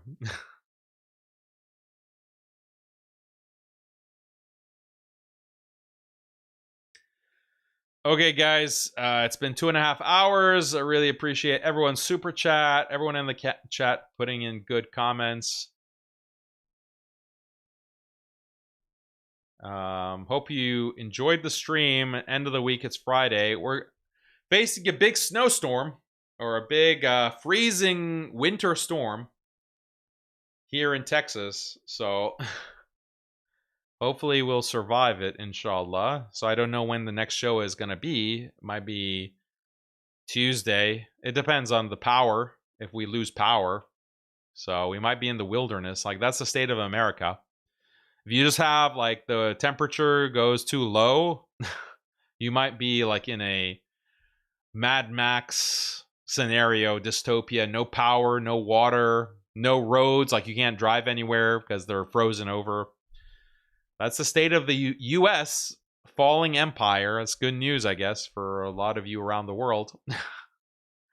Like, there's just like there's a unseasonably, like, lower temperatures than usual, and we basically have to fight for our lives here in the United States of America.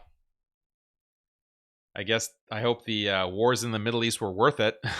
I hope the trillions of dollars going to Israel were worth it, as the population starves or freezes to death because the power grid is 50 years old and hasn't been updated, and it just craps out at the slightest inclement weather.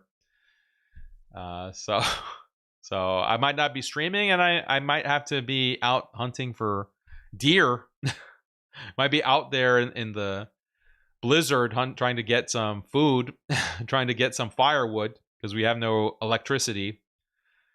That might be what I'll be doing on the weekend, early next week, because of this storm that's coming. Oh, this is funny. I found out my ancestors were Jewish, and only a few generations ago they converted to Islam. I'm Palestinian. I didn't know how to react when I found out. Well, say alhamdulillah for Islam. Alhamdulillah for Islam. Many, some of the best Sahaba were Jewish, former rabbis. Or even the wife of the Prophet, sallallahu alaihi wasallam, was Jewish. So we love our Jewish Muslim brothers. I mean, that's like genetically, like so many of the Palestinians are Semitic. Like, they're coming from a Semitic line, a Jewish line, Jews who converted to Islam, like maybe 3, 4, 5, 6, 7 generations ago. Like, that's pretty common. Okay, guys, that is our show. Thank you for your super chats and watching, like the video. Leave a comment for me, and yeah, I'll see you on the next one, inshallah. And please make dua for me, make dua for our brother SNEAKO as well. Make dua for guidance for all of us. And inshallah, I'll see you online. I'll see you on the next one. And don't forget about the retreat, marriage school in Turkey. Sign up, Global Ummah Retreats in the description. I'm telling you, this is a very rare opportunity. If you're single or you're married or you're divorced, check it out. Sign up, register. Don't wait. Just make the commitment now. And we'll see you in Turkey, inshallah. See you on the next one, inshallah. Assalamu alaikum wa rahmatullahi wa barakatuh.